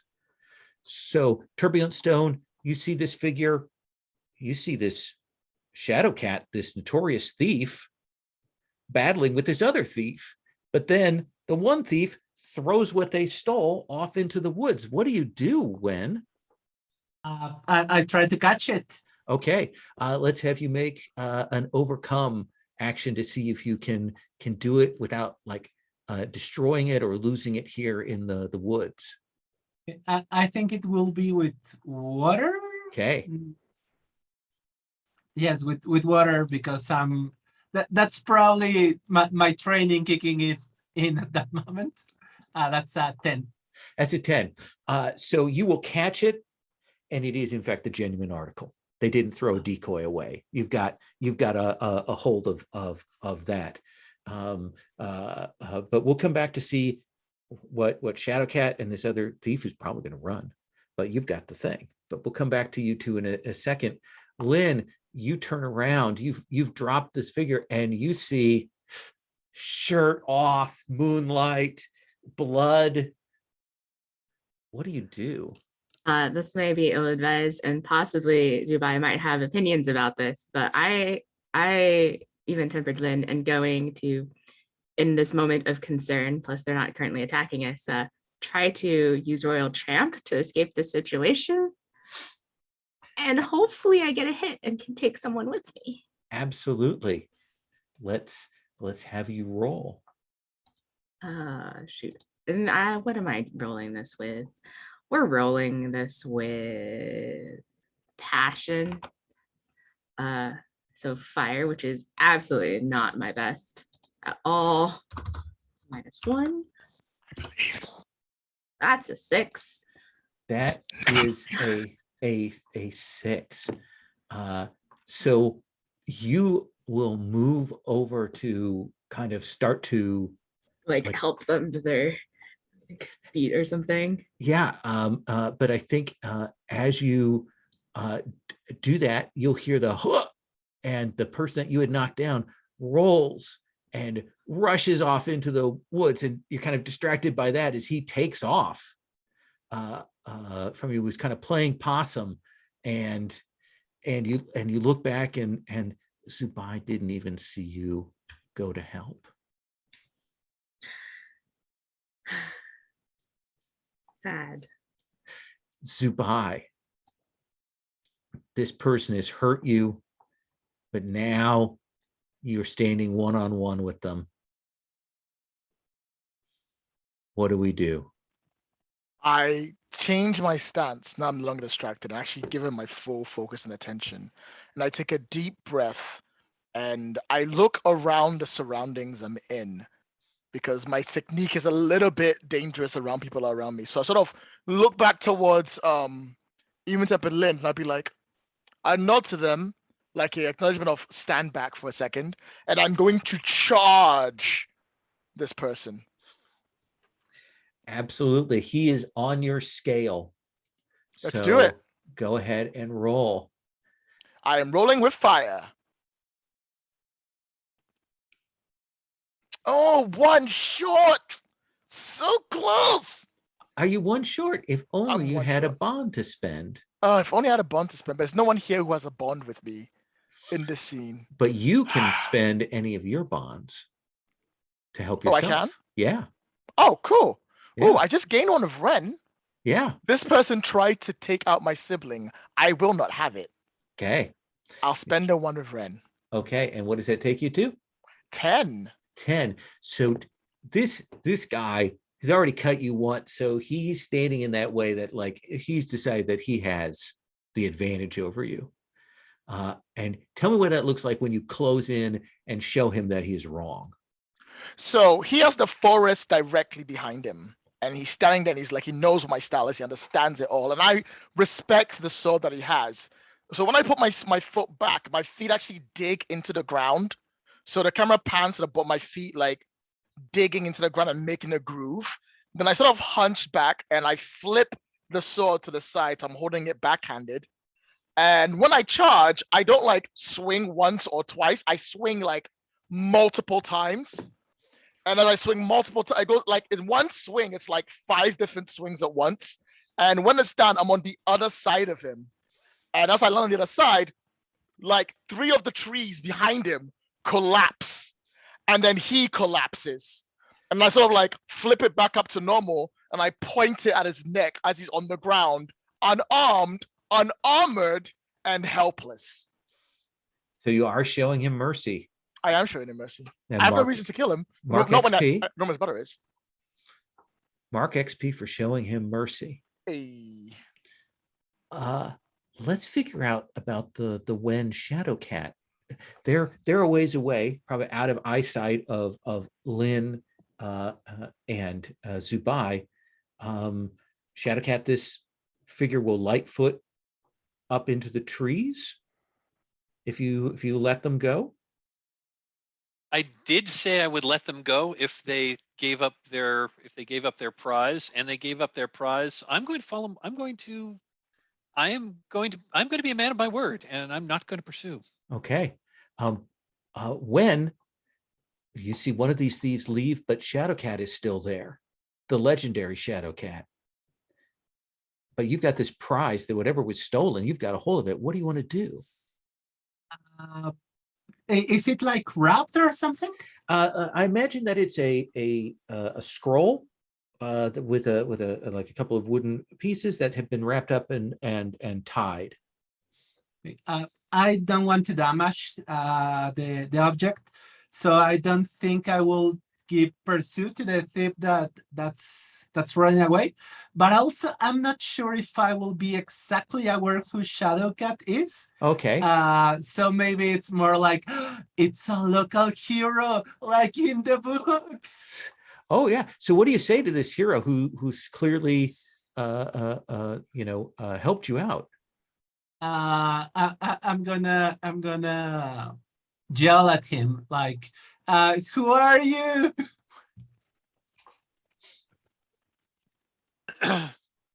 Noble hero, who are you?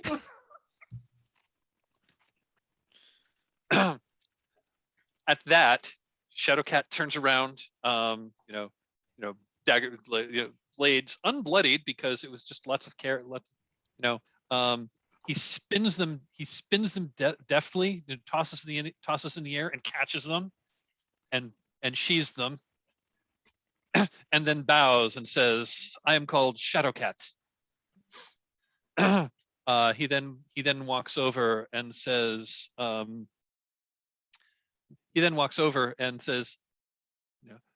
"May I please have the prize that our foe gave up?"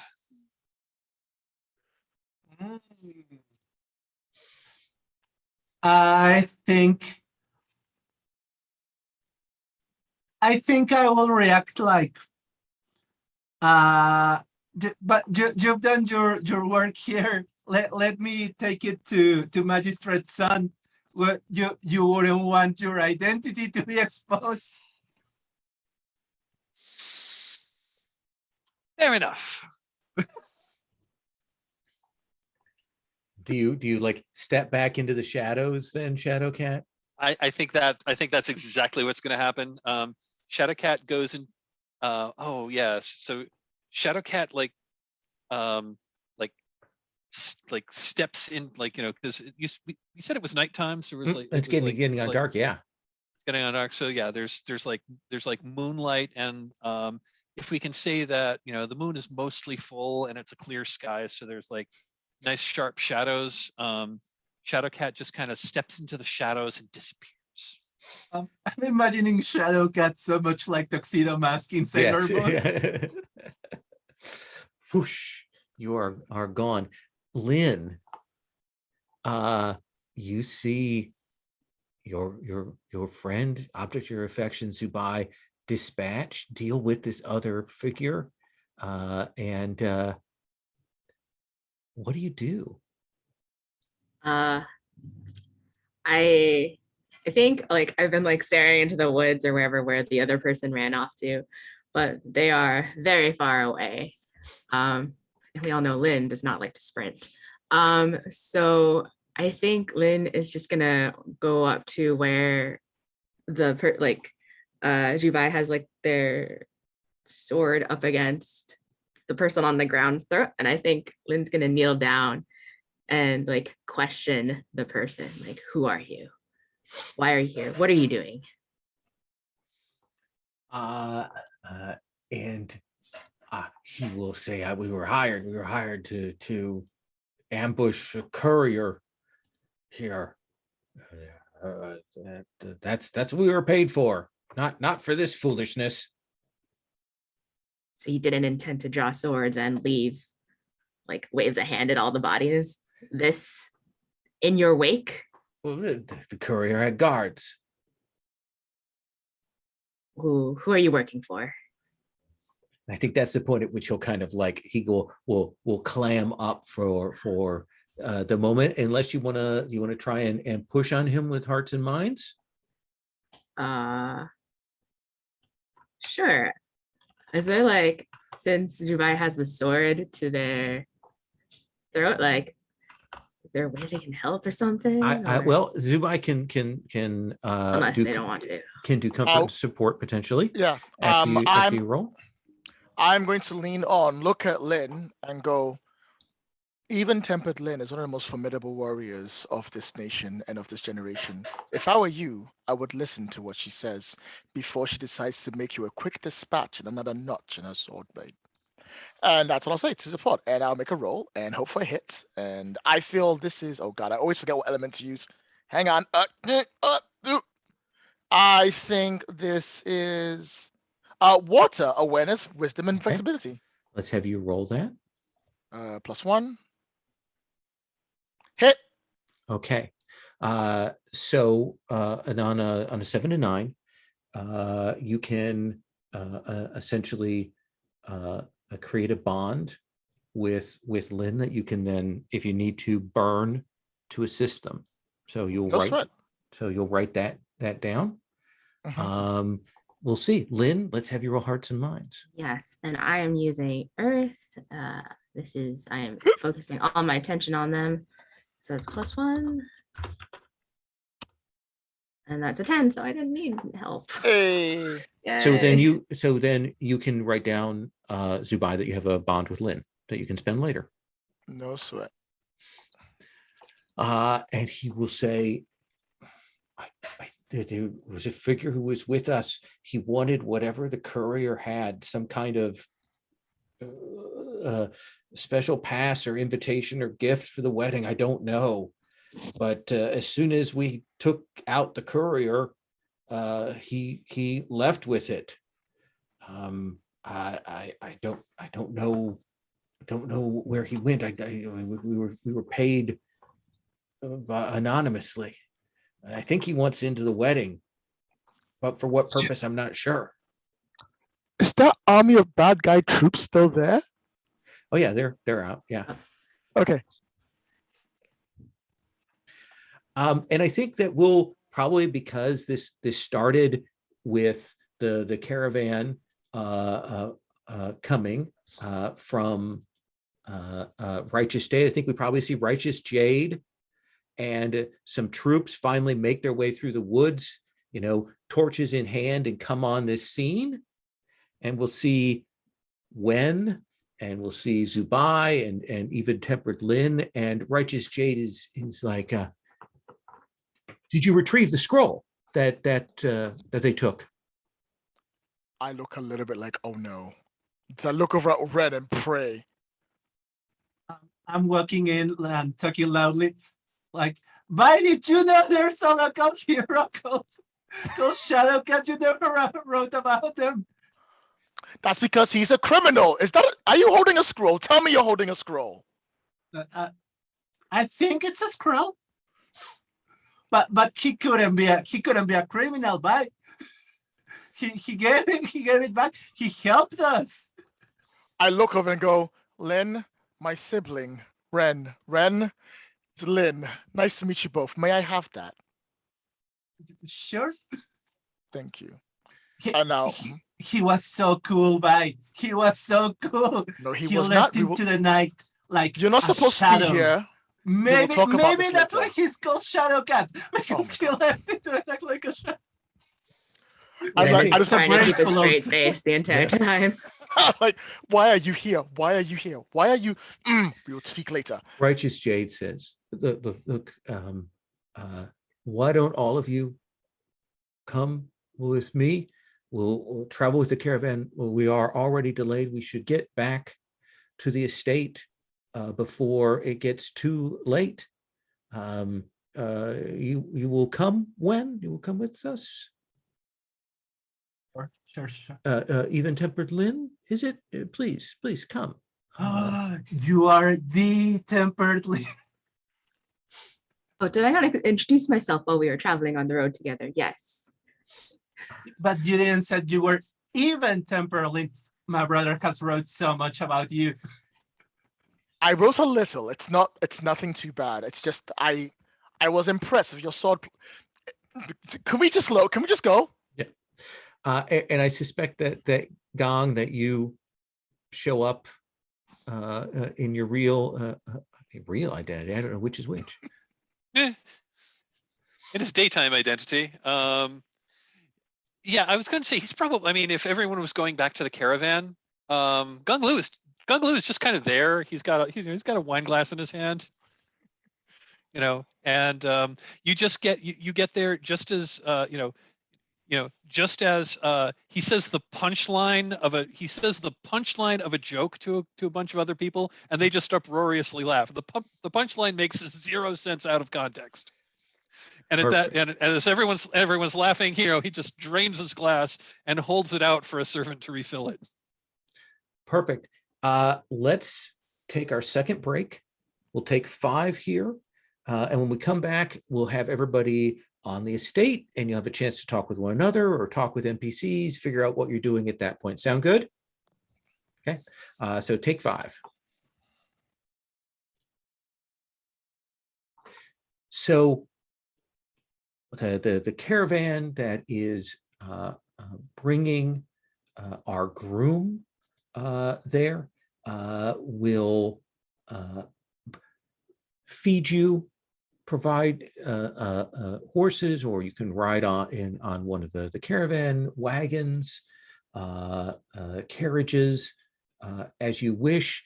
You're treated very well and brought in to this beautiful estate, lavishly appointed, red banners and ribbons all around. We see the signs and sigils of the Meteor Grace Society. So let me ask this. Let's just get a couple of establishing bits here. We know that the Meteor Grace clan is the bride's family. That's the clan that Zubai belongs to, the house. Lynn, what is the name of the family or faction that Righteous Jade is from? I think Righteous Jade is. Should I pick one that we already have in play, or You can, no, I think a new one's probably best. all right. So let's see. Righteous Jade can be from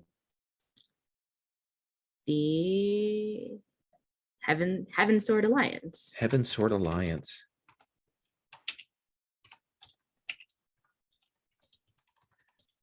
And he is the beautiful, proud heir to that tradition. And I think when he arrives, you can see his chief, Peerless Zalan, is maybe a little annoyed at his lateness to attending this. I think that he will probably get a talking to. But all of you are brought in and welcomed, and you will see Iron Lion will kind of come and check in with you, Zubai, to make sure that everything's going well. And he will definitely look around and note the others who have arrived here.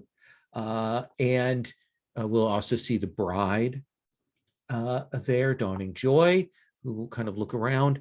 And definitely on scene, you'll see other representatives of your order. When you'll see Sapphire Ghost and some of the others that have been sent as a kind of embassy to offer their blessings to this union. And certainly she will eye you warily, like, what are you doing here, kind of thing. And of course, Magistrate's son is there talking with some of the guards about what happened out in the woods and so on. Shadowcat Gong, what tells you that maybe something unusual has happened, like this evening, Like what are the signs that tell you something is a little odd?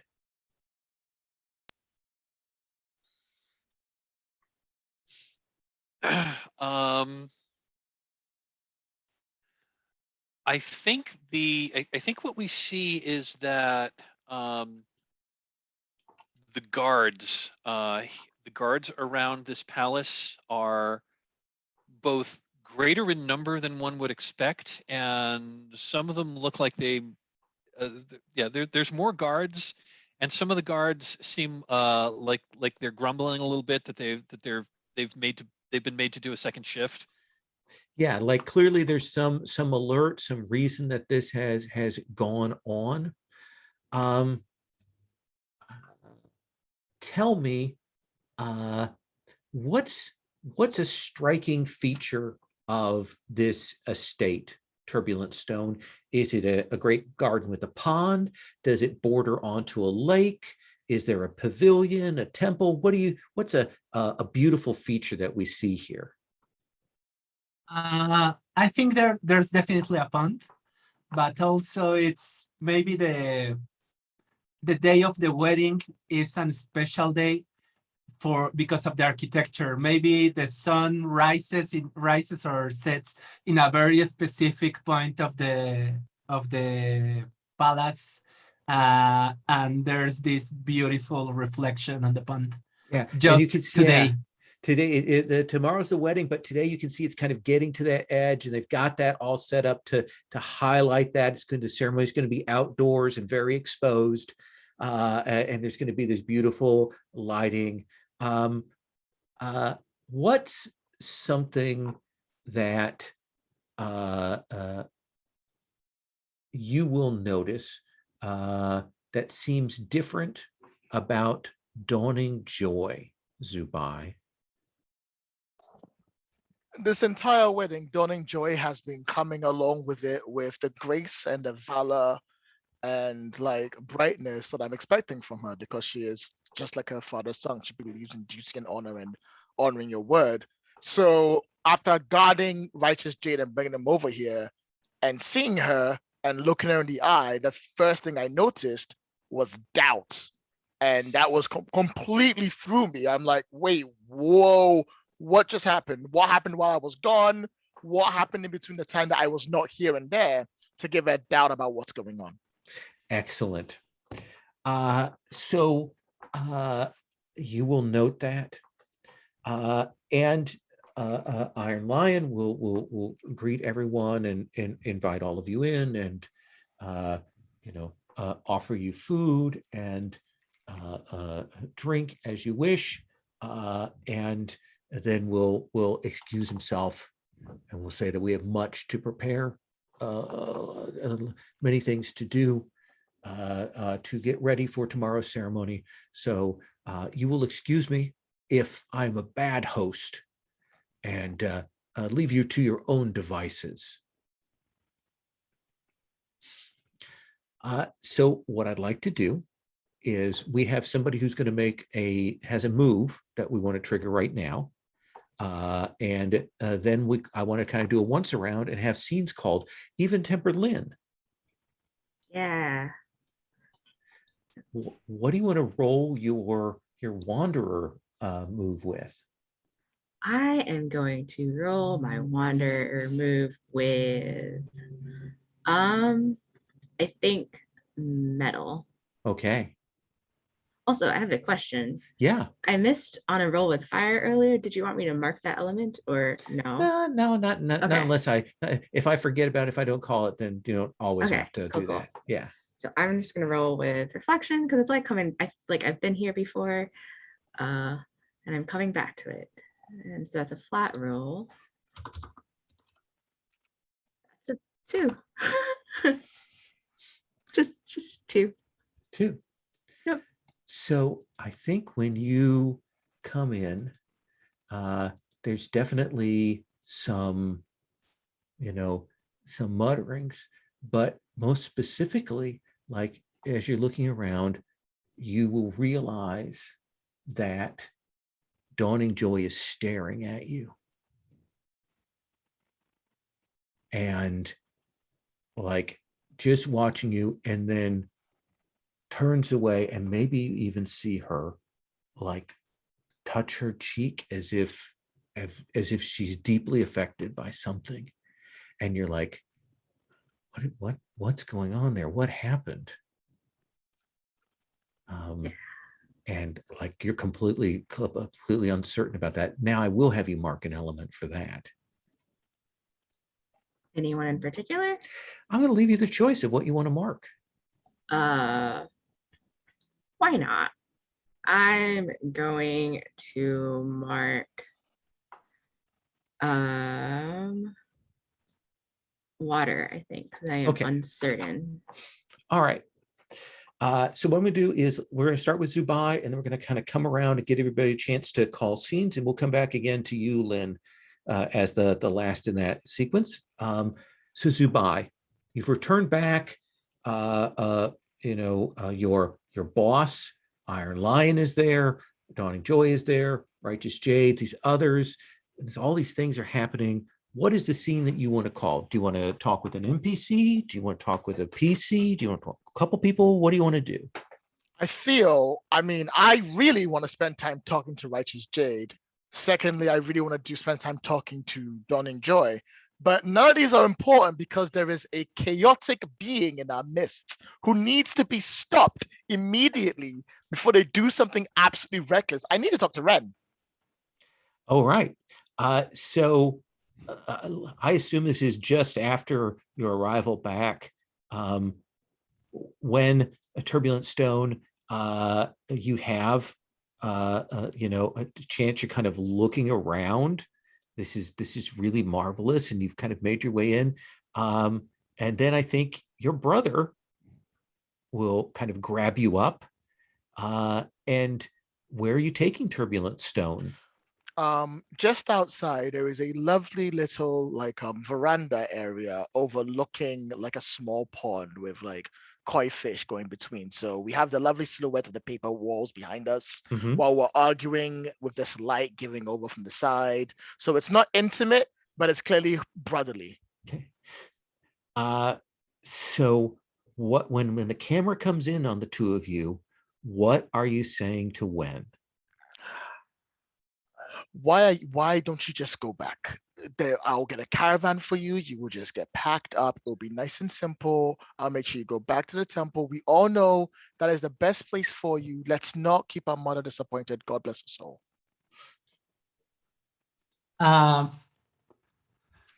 Look, if I would have known that Sapphire Ghost will be here, I wouldn't have come, but I wasn't known, and now she's seen me. So I think the best thing for me and for you, since I can never thank you enough for paying the tuition,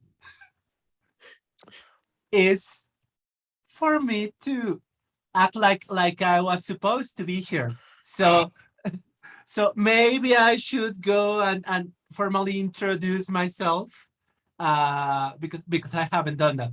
I probably should have already done that. I do not think you really should do that. Okay, all right. This is a very important moment for my master and for essentially the person that counts as our father and who got us through all of this. Dawning Joy cannot be disturbed or put away on her side because duty and choice and honor all put us down to the situation. And you are the only person in my entire life I cannot predict.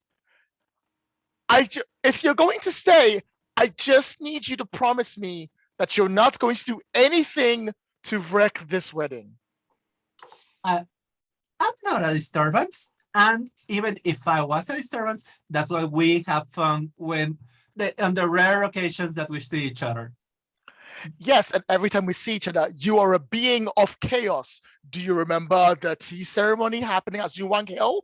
How about the mountain reach upon the winning pheasants? How about the cherry blossom duel, where everything that could have gone wrong went wrong? Whose fault was all of that? I'll on to the tea ceremony, maybe even to the mountain, but the cherry blossom, they were asking for it. They were asking for it. When I love you, you are the most precious thing in the world to me. I just need you to just keep a low profile just for a few days. Formal? You have never visited the temple? I can be formal, I can be serious. All right. I'm going to trust you to be formal and serious. If you go one minute off the side, I will ship you back to the temple myself. Well, while Bai is saying all this, and I'm saying I can be formal, getting my hair tied up and all of these things to give the appearance of formality. I can be formal. I can be formal. It's fine. It's fine. I love you. How are we doing with me going and introduce myself then? Fine. I will bring you along. Let me introduce you. Okay. It's okay if I carry on the scene and introduce Wen to the bride and groom. Let me do one of the persons, and then let me come back to you two. How's that sound? We'll kind of great. Okay. Gang, look at this. Look at all of this money. Look at all of this wealth that's here. Look at this beautiful wedding. And unfortunately, you do see Magistrate Sun is there. And the problem is, of course, that Lynn knows that you are Shadowcat. So what scene do you want to call? What do you want to do? I want to call a scene with Gang and Magistrate Sun. Just because I'd like to establish that we knew each other. I mean, she knows she knows Gong Lu as a wealthy person, and I just want to have a friendly chat, and also during the chat I want to try to suss out what they may or may not know about Shadowcat being sighted in the area. And you will approach Magistrate Sun. She's older, but she will bow. She regards you as a wastrel, but she acknowledges you, and she will say, Master Gong Lu, it has been some time since I have seen you. It has indeed, and it has indeed. It's been and it's lovely to see an old acquaintance here. Can I get you a drink? No, I will drink when all of this is over. Of course. You seem to be, if I may be so bold as to ask, you seem to be perhaps a bit on edge. Is there, is there trouble brewing around here?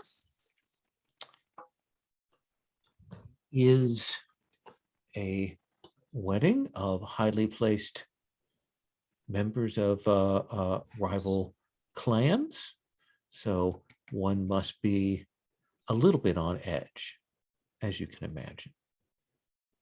Oh, I certainly can imagine. I say as I take a drink from the large wine glass I have in my hand.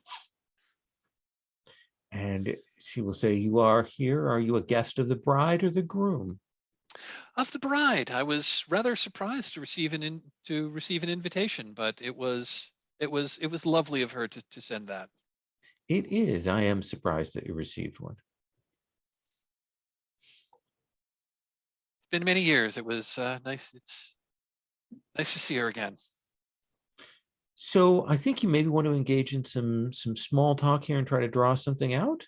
That's exactly what I want to try to do. Then I think that is going to be a study roll.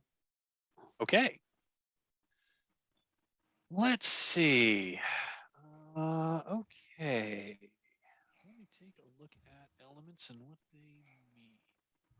I think I'm going to roll with water here. Awareness, wisdom, flexibility. I'm going to try to engage in small talk and just try to, pick up whatever subtle hints that the magistrate may drop that I may find advantageous, whether that's rumors of Shadowcat or rumors of what what riches she's particularly worried about falling into the wrong hands, because I have wrong hands that they might very well be falling into. Fair enough. Let's have you roll. So that is a 1.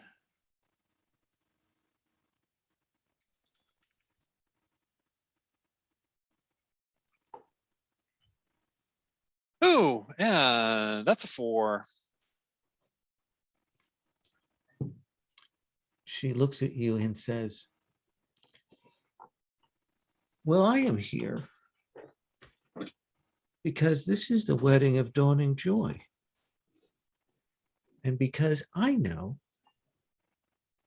that the thief known as Shadowcat has a strong affection for dawning joy and will be unable to resist coming, will be unable to resist being here in whatever guise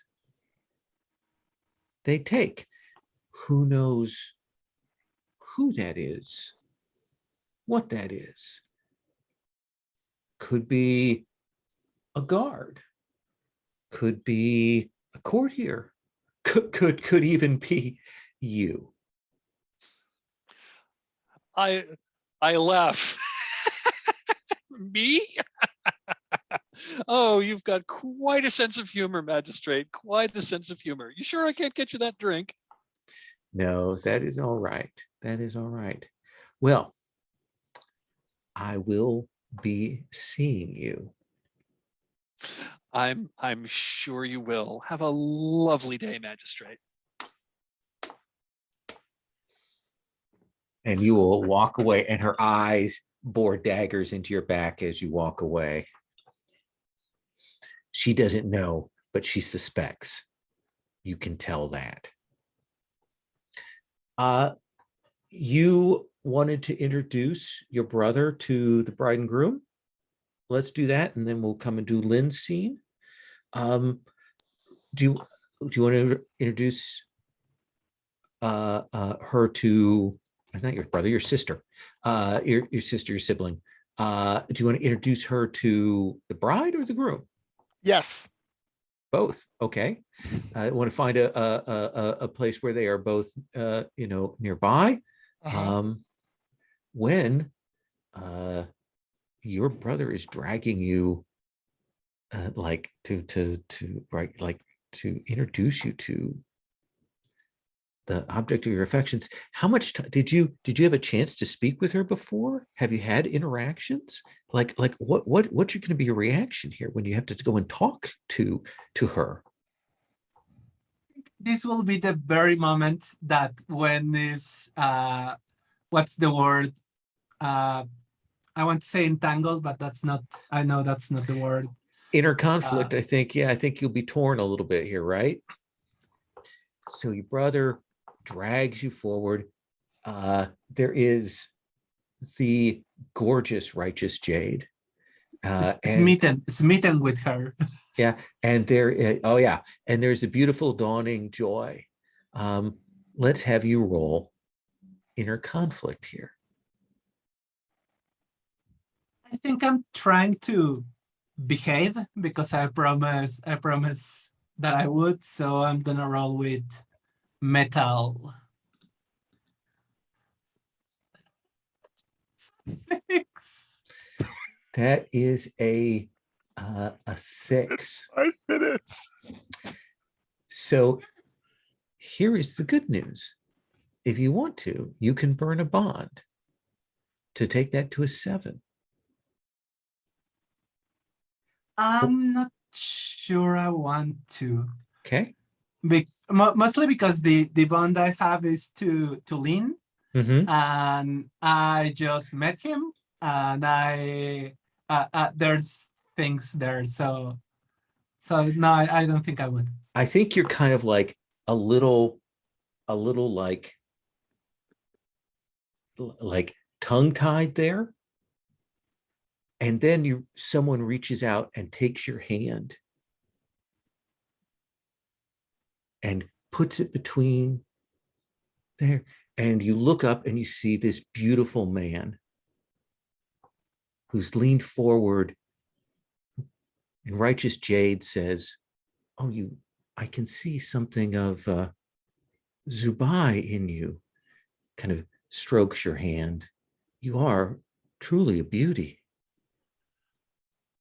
Thank you. Yes, Subai is my brother.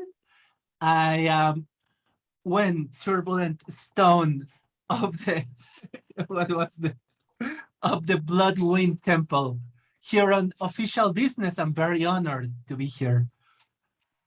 I'm disappointed that your brother never introduced you before. Such a beauty. The temple takes up most of my time, but I'm sure I'm sure Bai meant no offense in postponing my introduction to your family, to the clan. Oh, no, it's I don't know much about your temple. Perhaps we will have a chance later for you to tell me about it. Of course, I'll be honored to. Righteous Jade. Good. It's most excellent. So what's your reaction, Zubai, when you see Righteous Jade go into full flirt mode with your sister?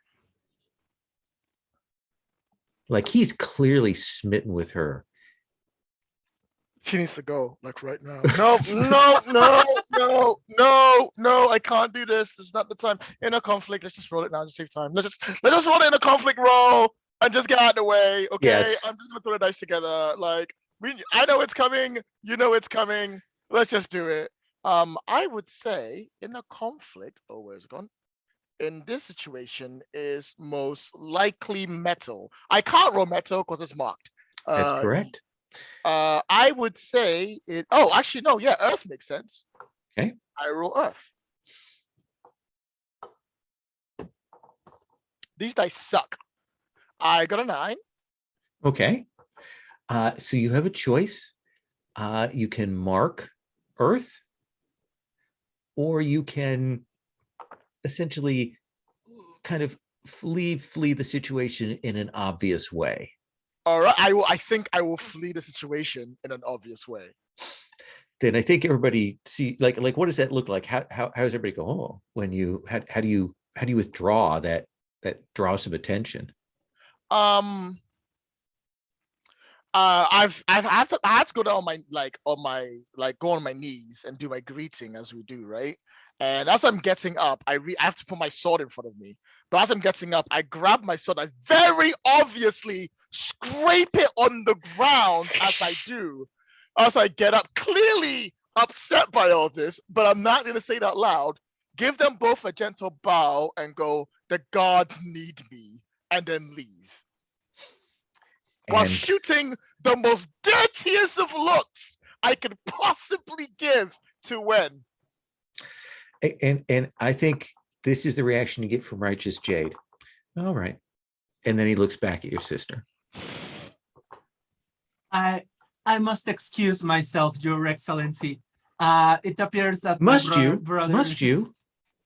It appears that my brother is being called into business, and I wouldn't be nothing if not helpful if I wouldn't go back by his side. And I think you'll turn and start to follow.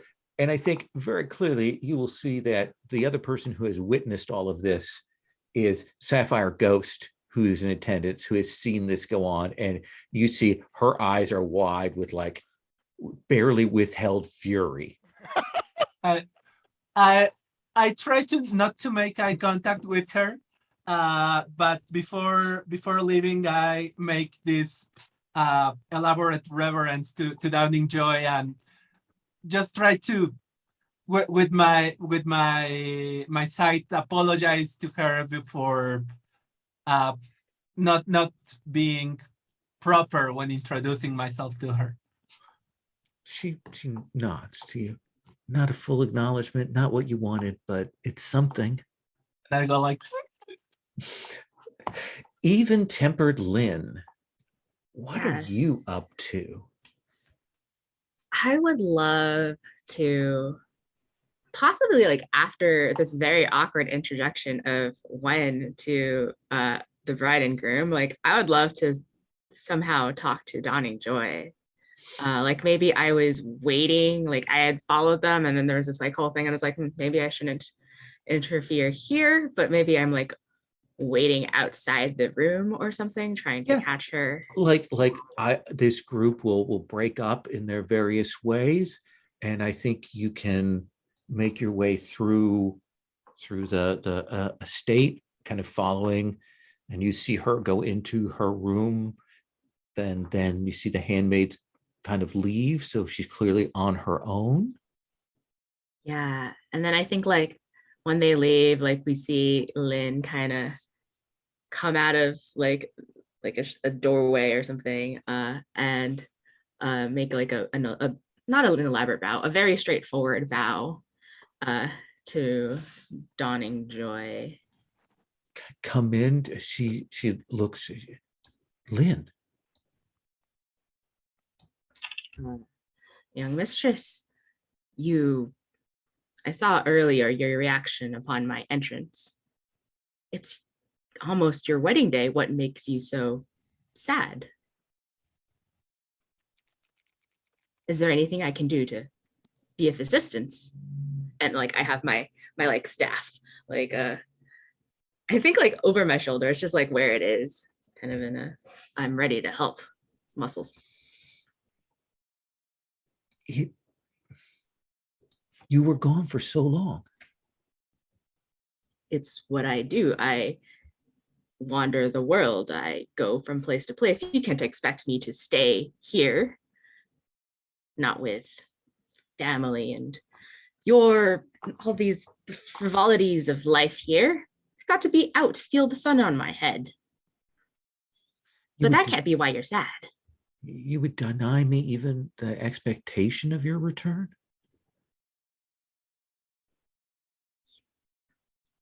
Was I supposed to let you know when I would be back? You are heartless. You are to marry the heir to the Heaven Sword Alliance. What could you have wanted with me, the dishonored son of a magistrate? You never even spoke to me. You never even asked. You never even told me. You just left.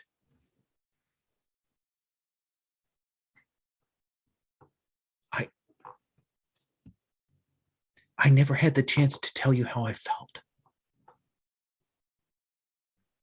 Like, I think my arms are crossed and now they're like staff that's on the ground.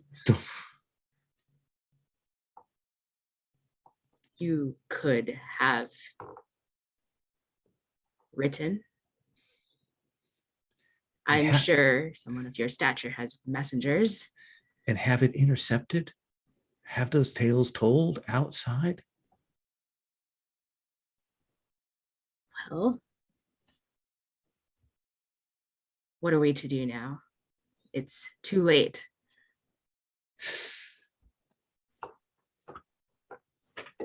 And she will look down. If you say it is too late, then it is.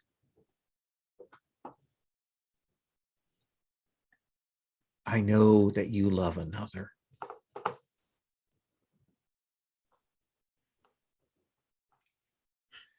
Do they love you? Say that they do, and I will say nothing more.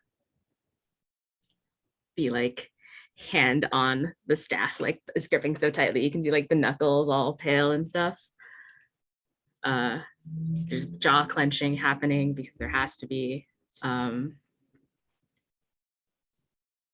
think maybe it's an inner conflict moment because I think that feels like you suddenly like this is all new information. Yeah, and like I want to help her, but also the person that I love doesn't see me as a romantic entanglement. Oh. So I will roll inner conflict with not my style element. So I think metal. Okay. It's a flat roll again. That's a 4. Oh my god. We're doing great. This is wonderful. So why don't you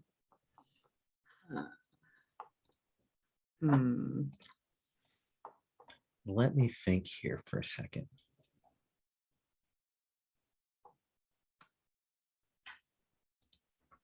So I think that as you are like finishing off this conversation, I think that you will hear this and you will see the door slide open. And you will see Magistrate's son standing there. And she looks at you and she says, "Come with me, wanderer, now."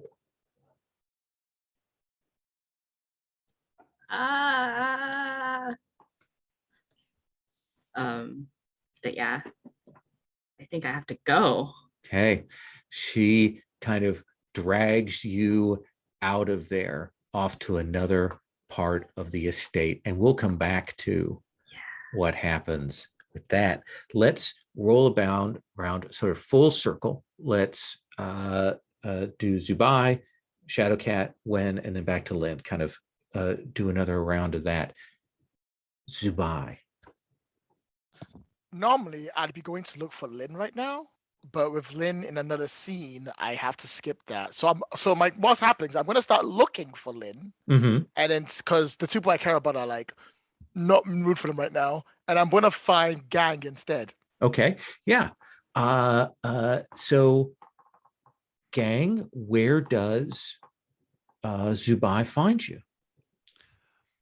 I think it would be kind of cool if Zubai meets Gang as Gang is like walking out of the room where he had his, attempt at friendly conversation with the magistrate, and Gang is like perhaps more than a little unnerved at this. Like, oh, Zubai. Honestly, a friendly face would be anything. Ganglin, it's good to see you. Zubai, it has been far too long. How are you? I am exhausted and tired, and it's been a long night. Yes, I can relate to that. Can I get you a drink? I am on duty, unfortunately. Drinks will have to wait till after the ceremony. But it's good to see a friendly face and one that I can always rely on. At least when it comes to matters outside my wonderful sibling Ren. Oh, when's a wonderful when is a wonderful person? It's You always say this. I like Wen so much.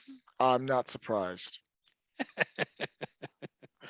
To be fair, I'm glad you are here because you can be the calm amongst my storm. I have had a bit of you would not believe who I almost ran into today. Who might that be? My old arch nemesis, the good old gracious super thief themselves, Shadowcats. You're the second person to mention Shadowcat to me to mention Shadowcat to me this evening.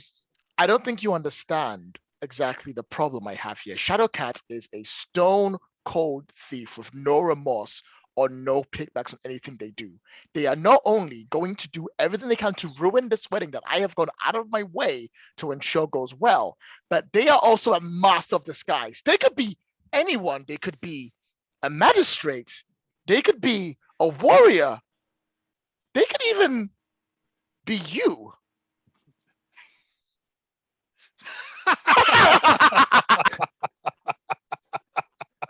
Oh, and I slap him on the back. You haven't changed a bit. I love your sense of humor. To be fair, it was funny at the time I said it. That gave me a was a good laugh. I really needed that. Gang. And at that, Gang like looks over his shoulder, like right into the camera and gives a.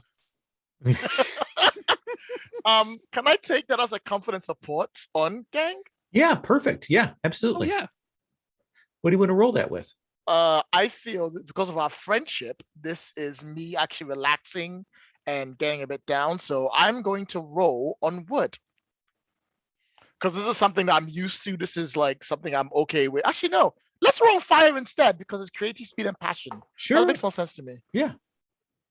Oops, I should have done that. Off, +2.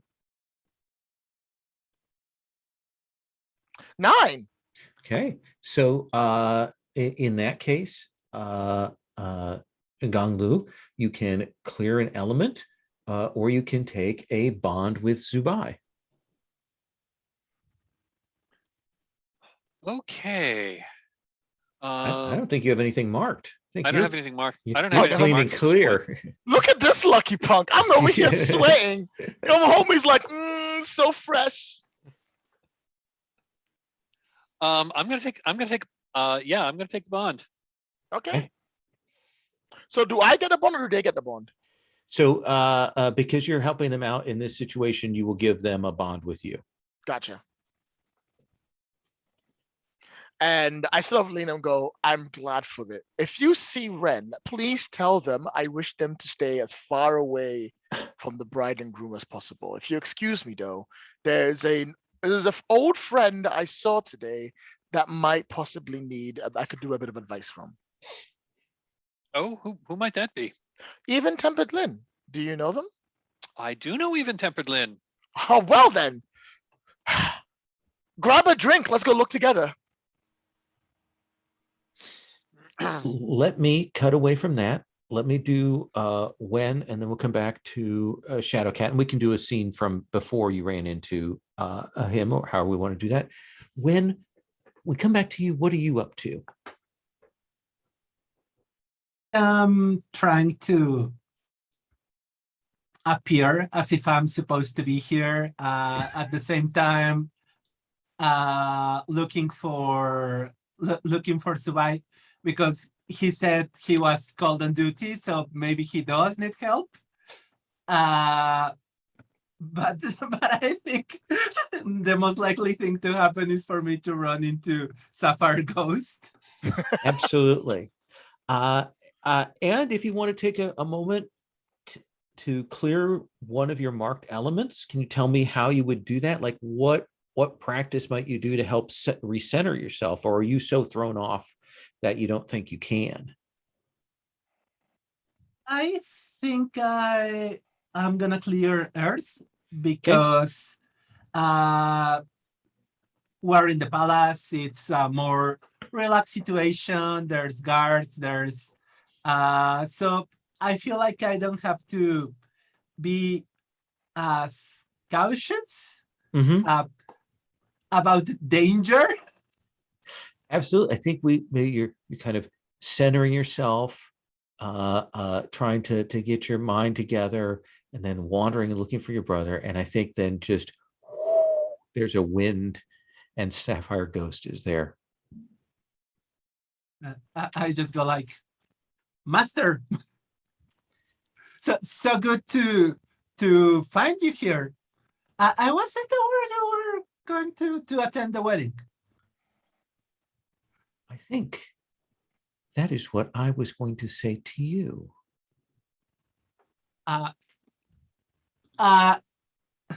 Give me a moment. So am I to understand that that Master Bodian informed you that I was assigned to the wedding as a representative of the temple today? I was not aware of that. Did he also assign you to catch the eye of the groom? No, that I don't. I can assure you, I don't know what you are talking about, Master. But you know, as soon as I get back in the temple, I'm gonna implement the memo system you asked me to implement last month, because this clearly is an oversight of communication on our part. What is your purpose here? Oh. You are a disrupting influence. So I want to know what you intend to do. calling back to what Gang said just a moment ago, you know, you're the second person to tell me that in this end.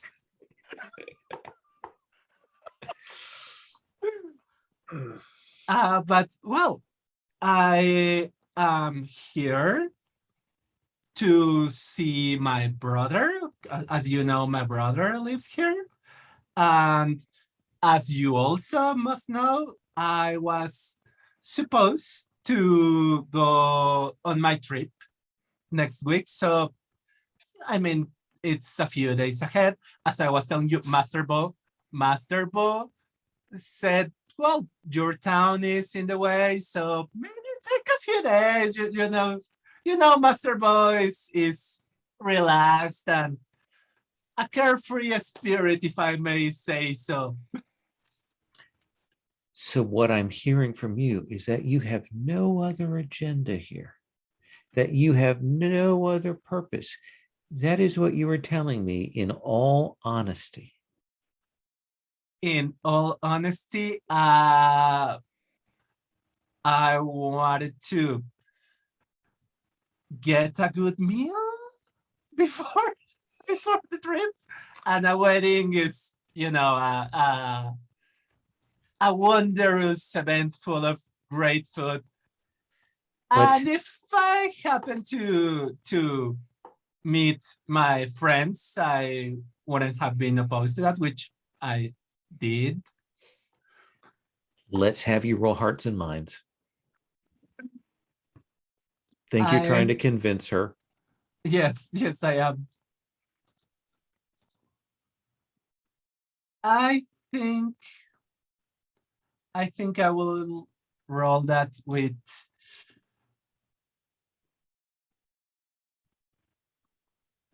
water, because I think I'm trying to pull on all the things I know. Absolutely. That's a 12. It's a 12. She buys it. She nods and she goes, good. I had some worries that you might be here out of some sort of youthful exuberance or young crush, but that doesn't seem to be the case, so everything is fine. I thank you for your confidence, Master. And I repeat, as soon as I get back on the temple, I'm gonna get on top of the memo system. I know I've been dragging my feet on that one. Not gonna happen again. Nods again to you. Let's actually, timing wise, I think let's do Lynn, because then that might be able to like draw in those two things together. Lynn,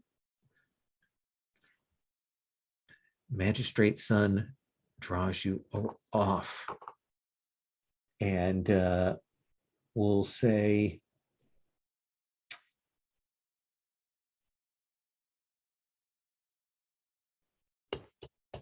what is it that you are doing here, even-tempered Lynn? Oh, Magistrate, it was just in my way, and I figured I'd come back to see how my dear old family was doing. Are you not? Cat is like right in front of the microphone. Oh, yeah, I heard it right in my ear. That's really bad. Oh, she's like, what's happening? I just thought it would be a good chance for you to see how I've progressed in the world. Have you progressed? Oh, I have a name now, even-tempered. It does seem like a step up from where I was when I first left, which was, as far as I could tell, you disobedient child, Lynn. What part of even-tempered is conspiring with the bride to perhaps run off? Well, if you had the entire context of the thing, my honored parent, you would realize that I was not conspiring with the bride to run off. I was learning new information and considering it in a cautious manner, the old me possibly would have run off, but the new me is going to take some time to think about it. To think about it. To think about what to do, because obviously it's not advantageous for anyone involved if the bride is to be dismayed upon her own wedding day. What would that say about any of the noble families of this town? That is a good question. There are many who do not wish this wedding to happen. Indeed, and for a magistrate of your perceived greatness, how is it that you could not stop bloodshed from happening on the eve of the murder, of the wedding, not murder?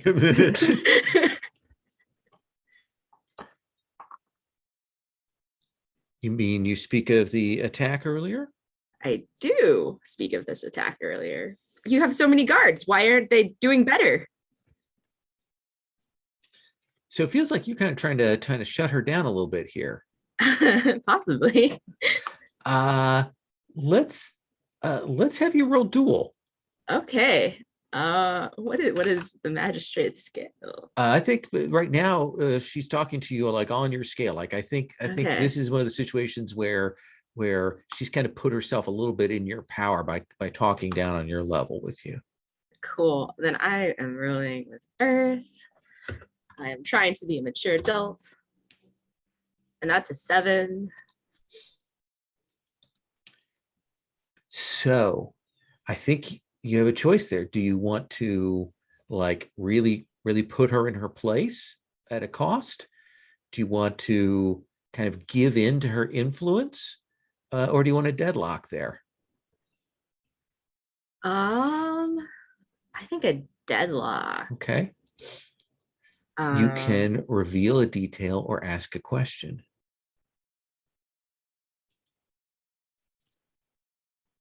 Can I reveal a detail? Yeah. That that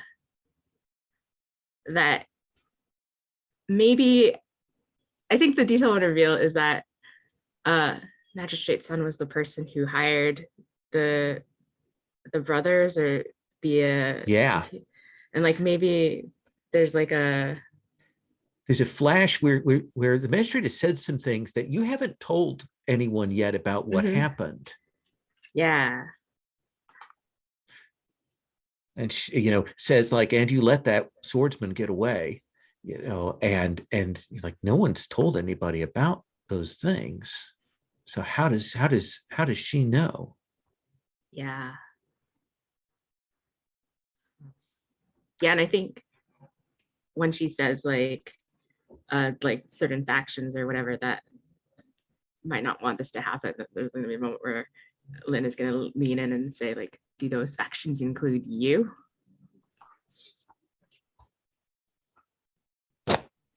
I have things to do. And she puts that fan up between you and her, and she turns foot and walks away. Look who's the wanderer now. Is it okay to bring Zubai and Gong kind of like immediately after that into the scene with you? Is that okay? Yeah. So you're looking around, and you will see Lynn kind of standing by themselves in the courtyard, looking off maybe a little thoughtfully. Zubai and Gonglu. I go, I see her. I see them. I see him. I see him. Please come along. And I follow. as I run along, I come up to him to Lynn and I bow. How's that? And go, even-tempered Lynn, please meet my friend, Gangyu. Gangyu, please meet even-tempered Lynn. Even-tempered Lynn is one of the finest swordsmen of our generation. We are acquaintances. So I've heard. It is good to see. It is good to see you again, even-tempered Lynn. It has been far too long. That makes this a lot easier for me. Even-tempered Lynn, This wedding is going to take a lot out of me, and I need to give you a task that I can't trust anyone else with. This is one that is be some maybe dangerous, but I know out of all the people here, you are the most capable of doing it. I And, was not. Oh, go ahead. sorry, I was saying, and I cannot think of anyone else in my entire life, this or the next, I would trust this with. Oh boy. I am regarding this. Gong has a very quizzical look on his face, with just the hint of a smirk. Oh, but what a thing to hear from someone. This is something that I desperately need, and I would be grateful to the point where I may name my firstborn after you. You know, I think even tempered Lynn is like fighting the urge to like drop to their knees and like bow and say yes, anything. But they're just gonna nod and say, well, what is it that you request? If it is in my power, I will definitely try to help you. I need to know the identity of the one called Shadowcat. I think there's a twitch on like Lynn's face. There is no way that they are not here to ruin this wedding, which means we have a very scant, tiny amount of time. If you can't find their identity, you have to stop them. They are dangerous, and they will do everything in their power to ensure this does not happen, which I can't have. I do have to ask, why are you so obsessed with this Shadowcat figure, and what makes you so convinced that he's here to ruin the wedding and not just, oh, I don't know, embarrass somebody he doesn't like? Look. I don't go because the Shadowcat begins the agent of I am well acquainted with one agent of chaos. Very well. I know one when I see one. Their actions might seem innocent at first. A simple embellishment here, a stolen cuckoo there, but it cascades into what could be wars between nations. Of all the things that I am most scared of, the one I cannot fight is the one that stands behind my back. Warriors, assassins, all of those I can defeat with my sword, my grit, and my wit. The Shadowcat is a being I cannot fight. But you can, Lynn. Of all the people I know, you are the most capable. I ask this of you from me. You do not have to say yes. I will fully understand if this is a task too daunting. But if you do this, I will be eternally grateful. I hear that Shadowcat is a wily creature. Glug. I think Lynn's hand is gonna like reach out and like try to steal like Ganglu's wine glass and just like also take a sip of it and say,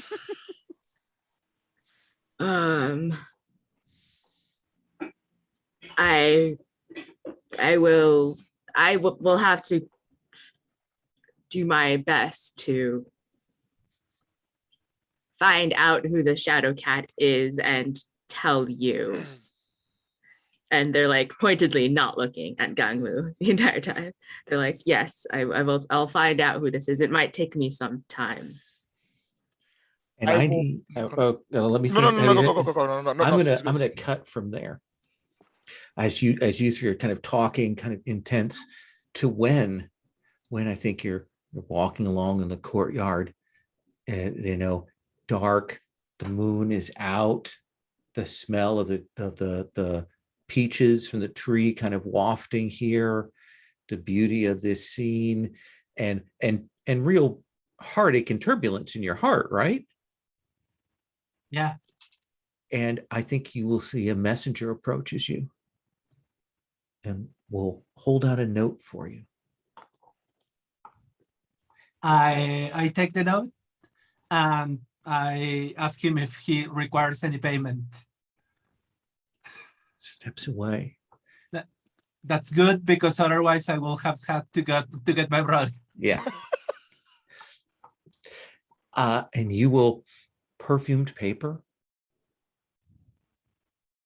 You will open it up and you will see a note that says,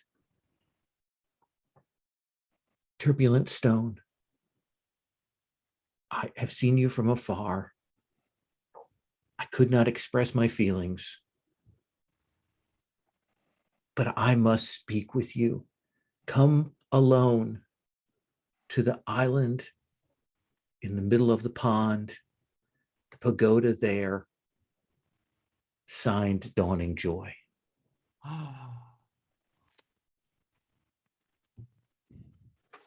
I'm gonna look if there's any time in the note or something. And clearly as soon as you can. And I'm not sure. I think that's the inner conflict moment, because I did promise You did. that I would. Let's have you roll. Okay, so I think last time should I have marked water? I rolled with water. I'm fine with that. Okay, You're all good. then I will roll with water because an 8. Okay. So you have an 8. You have a choice. You can mark water and go. You could mark wounded if you wanted to. But with the inner conflict, you can choose. You just have to mark an element. You don't have to mark water. So you can mark anything and go to your love. Or you can evade this. I think I'm going to mark wood and think that, okay, if so I said not to go near either one of them, but they are asking me to. It's not my doing.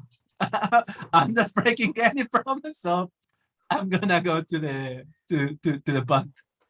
So I think we see you going across the courtyard with some speed, light footing your way there. And I think that Zubai, Lynn, Shadowcat, I think out of the corner of your eye, you will glance and you will see Turbulent Stone heading with some speed, with determination to the back part of the estate in a way that makes you go, what's going on? May I assume that you follow? Turbulent Stone, you will land on that bridge that goes out to this island, this beautiful garden pond. There's a pagoda out there. And I think we'll see you walk across and walk towards the pagoda there and come forward. And you see a figure seated there in the pagoda and kind of step forward, and a cloud moves away and the moonlight comes down, and you will see Dawning Joy bound and gagged. And that's when the figures step out from the shadows. You will see Magistrate Son. You will see that thief from earlier. You'll see that sword brother, and you'll see a group of guards. And you can tell that they are here to frame you for the murder of Dawning Joy.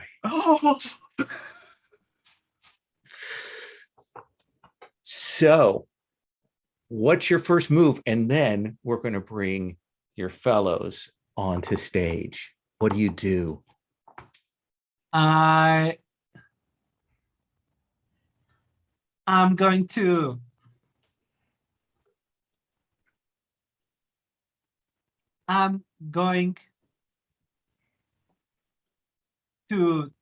try and get to Magistrate Son. Okay, so you move over to engage Magistrate Son, and she draws that baton, the mark of office, and I think like you two square off there. So Let's start with Lynn. I think like you and the others arrive. You can see across the way, across that bridge, beautiful pond, lilies in the pond, flowers in the garden. The island is kind of obscured, but as the three of you arrive, you will see what is going on. You will see that magistrate son is facing down Turbulent Stone, and you will see some of those assassins, some of those killers on the island, along with Dawning Joy. What do you do, Lynn? I want to, since I think I see one handling Magic Sun, and I don't really particularly want to fight them right now. I think I'm gonna try to untie Dawning Joy. Okay, so make your way over. You're going to kind of try and go over there and get her out of her bonds. That feels like overcome. To lightness over and get to her before anyone can intercept you. Yeah. Should I do that roll now? Yeah. Okay, and I am overcoming with we need speed in this moment, and I like to make the dice roll even worse, so I'm gonna use fire, I guess. Why did I think that would go differently? You know, can I just burn both of my bonds? You can burn both if you want. Yeah, I will burn both of my bonds because, I mean, there's the bond for Dubai. Again, a way to impress him. And I could also one-up Ganglu in this moment, so that I'm very good at untying knots, which I'm sure thieves are particularly proud of. So that'll get you to a 7? Yes. So I think we will see you lightness over there, get to her and get the bonds off, but not, you can't like get her away from here before, like they are around you. You'd like to get her to safety, but at least you've got her untied. You see Zubai, your sister, facing down Magistrate Sun, and you see these other deadly figures, as well as the bride in danger. But if the bride dies, though she is your sister. Yeah, like bride dying would be nice, but no one is my sister. Also, my sister is also in danger. And I gotta decide. But if even Tempered Lynn went to save Dawning Joy, yes, then Dawning Joy is gonna get saved. I fully trust it's what's called even Tempered Lynn. Like I have 100% faith in them.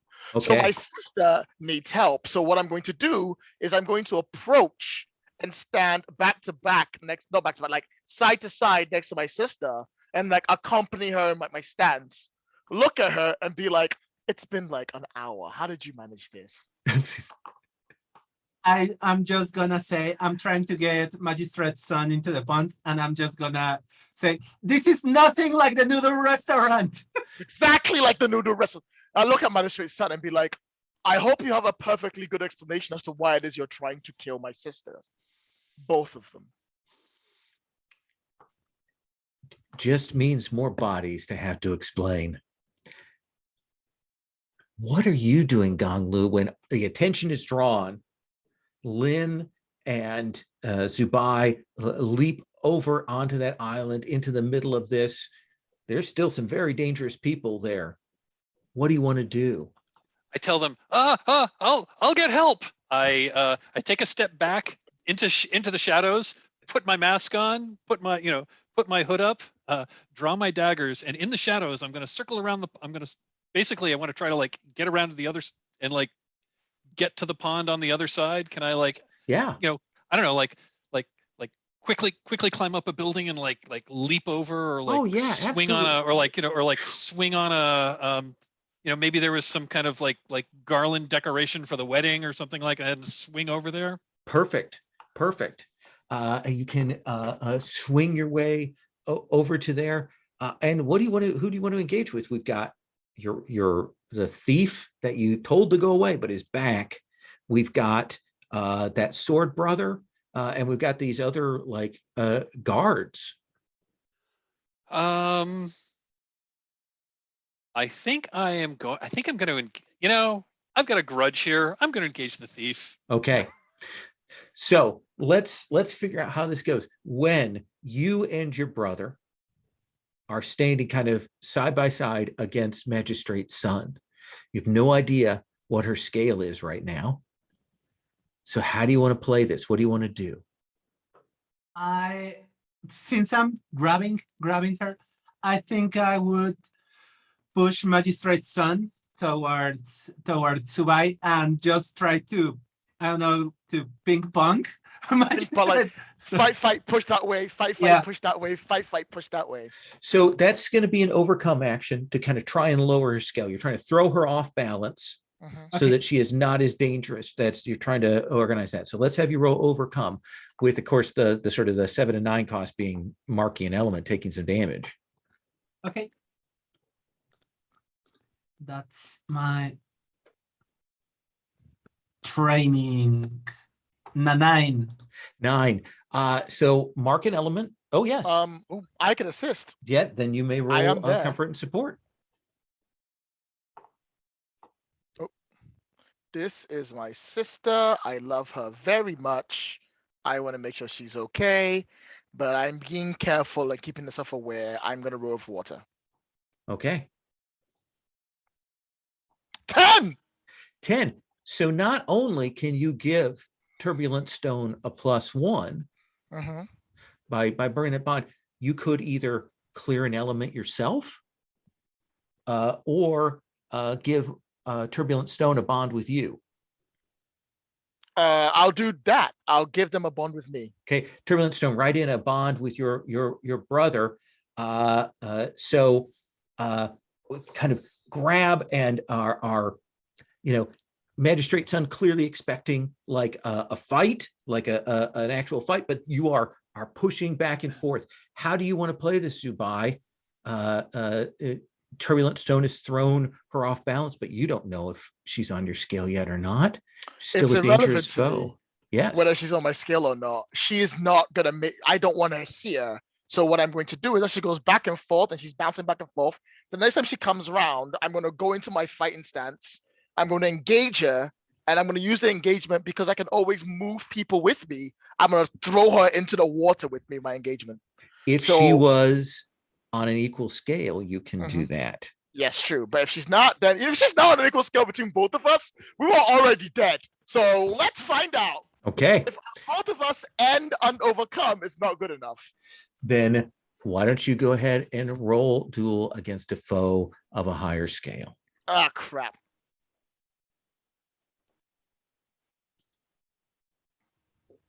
Again. 10 again. So how do you keep out, like when you're like, okay, I think we've got her in a position where she's off balance, but when you go in, that baton is like a blaze, knocking your sword aside, and she does that thing with where she throws a baton into her other hand and whoof, and hits you and kind of sends you back. Like, how do you keep yourself from actually like getting severely injured here? When she comes with me to basically knock me back, I don't think I do anything. I think it's when distracting her that stops her from killing me in one blow. Oh, okay. Like gets in the way, you kind of flip around and you like throw some of that momentum away, and she's staying there. She gets and gets herself set again. Lynn, you see Magistrate Sun strike this devastating blow at Zubai, and only kept from like taking Zubai down by Wen. Ooh. What do you want to do? Can I shout something? Yes, Sure. please. Yeah. What do you want to say?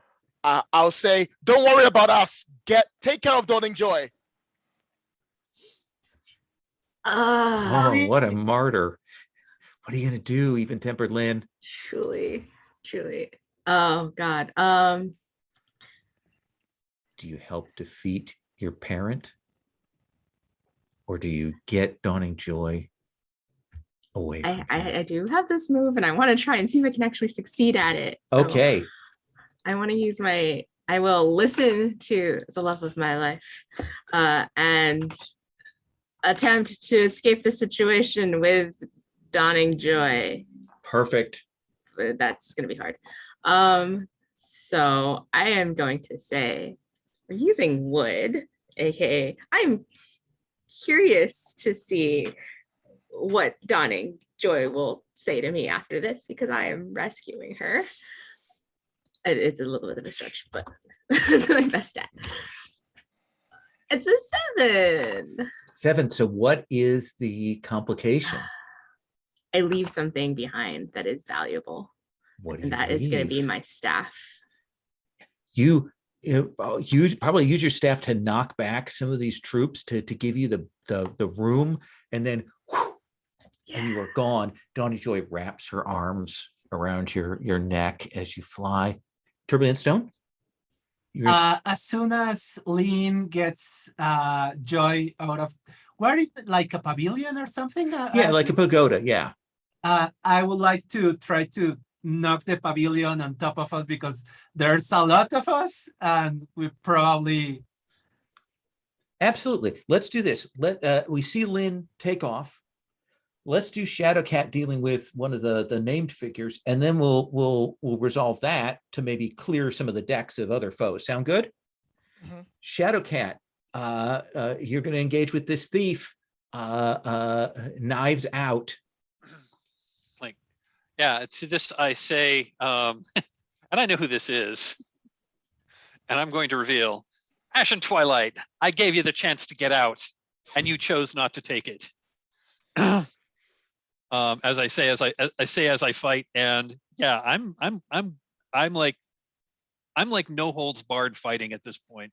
Roll duel.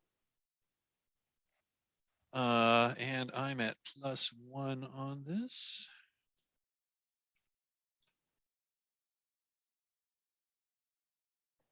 Ooh, boxcars. Boxcars. That's a 13. 13. I'll tell you what. Tell me how you take her and that sword brother out. Like how does that work with that 13?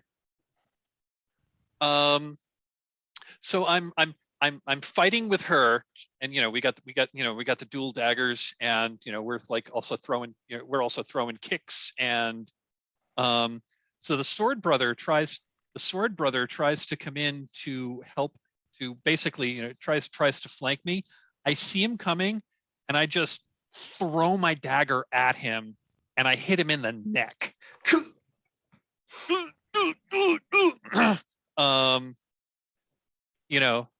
She cries out. She cries out to see him go to see him go down, which is the distraction I need to take her out too. And I am not showing mercy. Oh yeah, I think, and then there's that second, and then we see the two bodies hit the floor. They drop. We cut to when roll deal with troops to bring down this pagoda and take these guards out of the picture. I believe in you. So Earth is the only one I hadn't marked, and it's my style. That's excellent. 9. Could I make it a 10 by burning my relationship, my yes. bond with even tempered Lynn? Oh, tell me what that looks like, because it looks freaking amazing. Tell me what it like what is the shot that we see when you just absolutely drop these guards? I think it's the two thieves that Ganglu just killed are dropping down. Lynn is running outside of this gazebo, this pavilion, and I'm just going to push Subai into the water and and say and yell something like the shaman is working by and try to just smash it. Yeah, hit the pavilion, it explodes, it sends people flying. They are knocked backwards, they are thrown to the ground. pieces and parts there. Zubai, your sister has dealt with the troops. Shadowcat has taken out the enemies, the named enemies. Lynn has rescued Joy, a magistrate. She's standing there, kind of sun is facing against you. I sheath my sword. She looks at you. I go, the purpose of what you are trying to do has already failed. Dawning Joy has just left. The soldiers have gone down. You may be able to kill at least one of us, but two of us will be able to escape while you do so. Meaning, the more time you spend here, and I assure you, I can delay you. If I can't beat you, I can stop you. Means you're going to get caught. You have two options: stay here, fight me, kill me, and be caught, or leave and be lucky to live another day. It's up to you whether you wish to have vengeance upon your fallen troops, or to breathe so you may have another chance to do whatever pathetic except you want to do again. The choice is yours.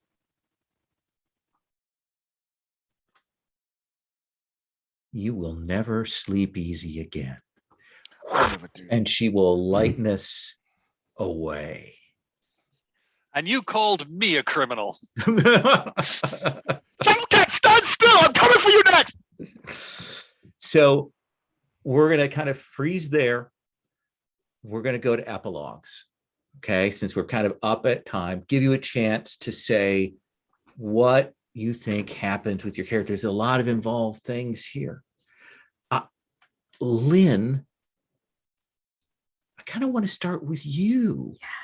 Yeah. Like see which way you go. You've got so many loves, so many conflicting passions.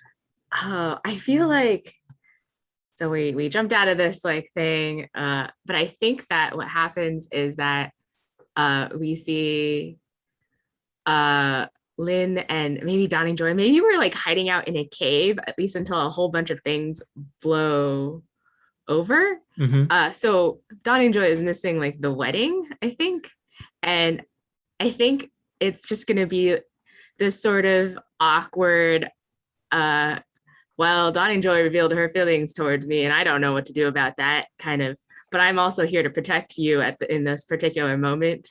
Really awkward, tense, like daily life in a cave, at least for a little while.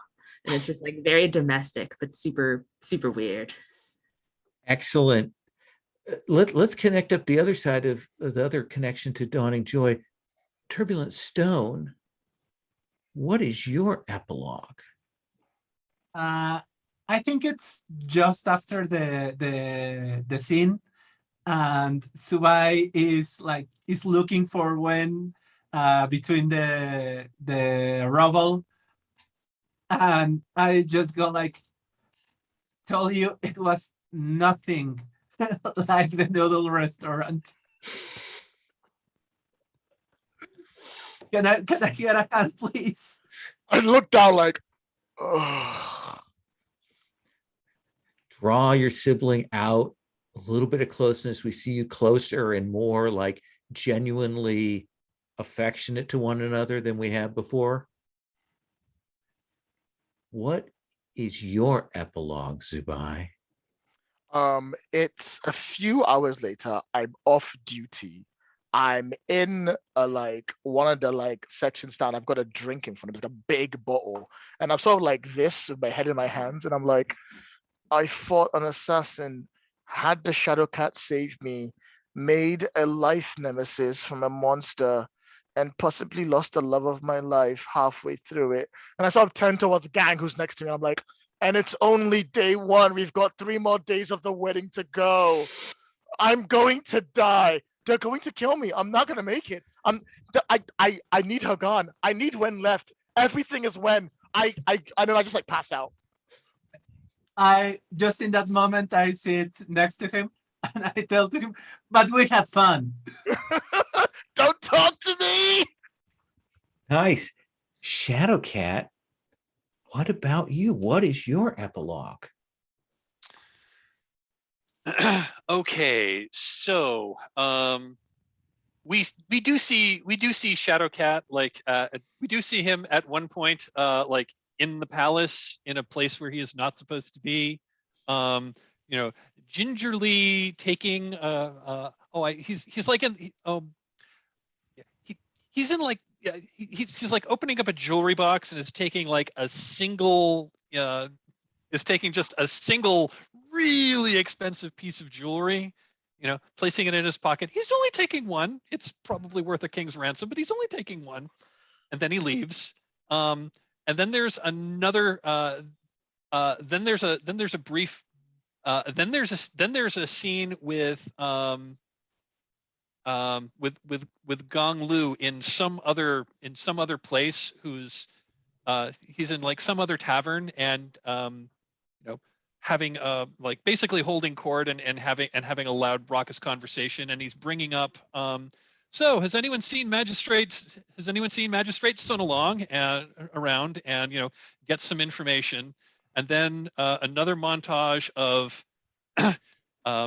Magistrate Sun like walking down a path, looking very prim, looking very proper, looking around, just kind of looking left and right. And the camera pulls back, and in a tree above Magistrate Sun is Shadowcat.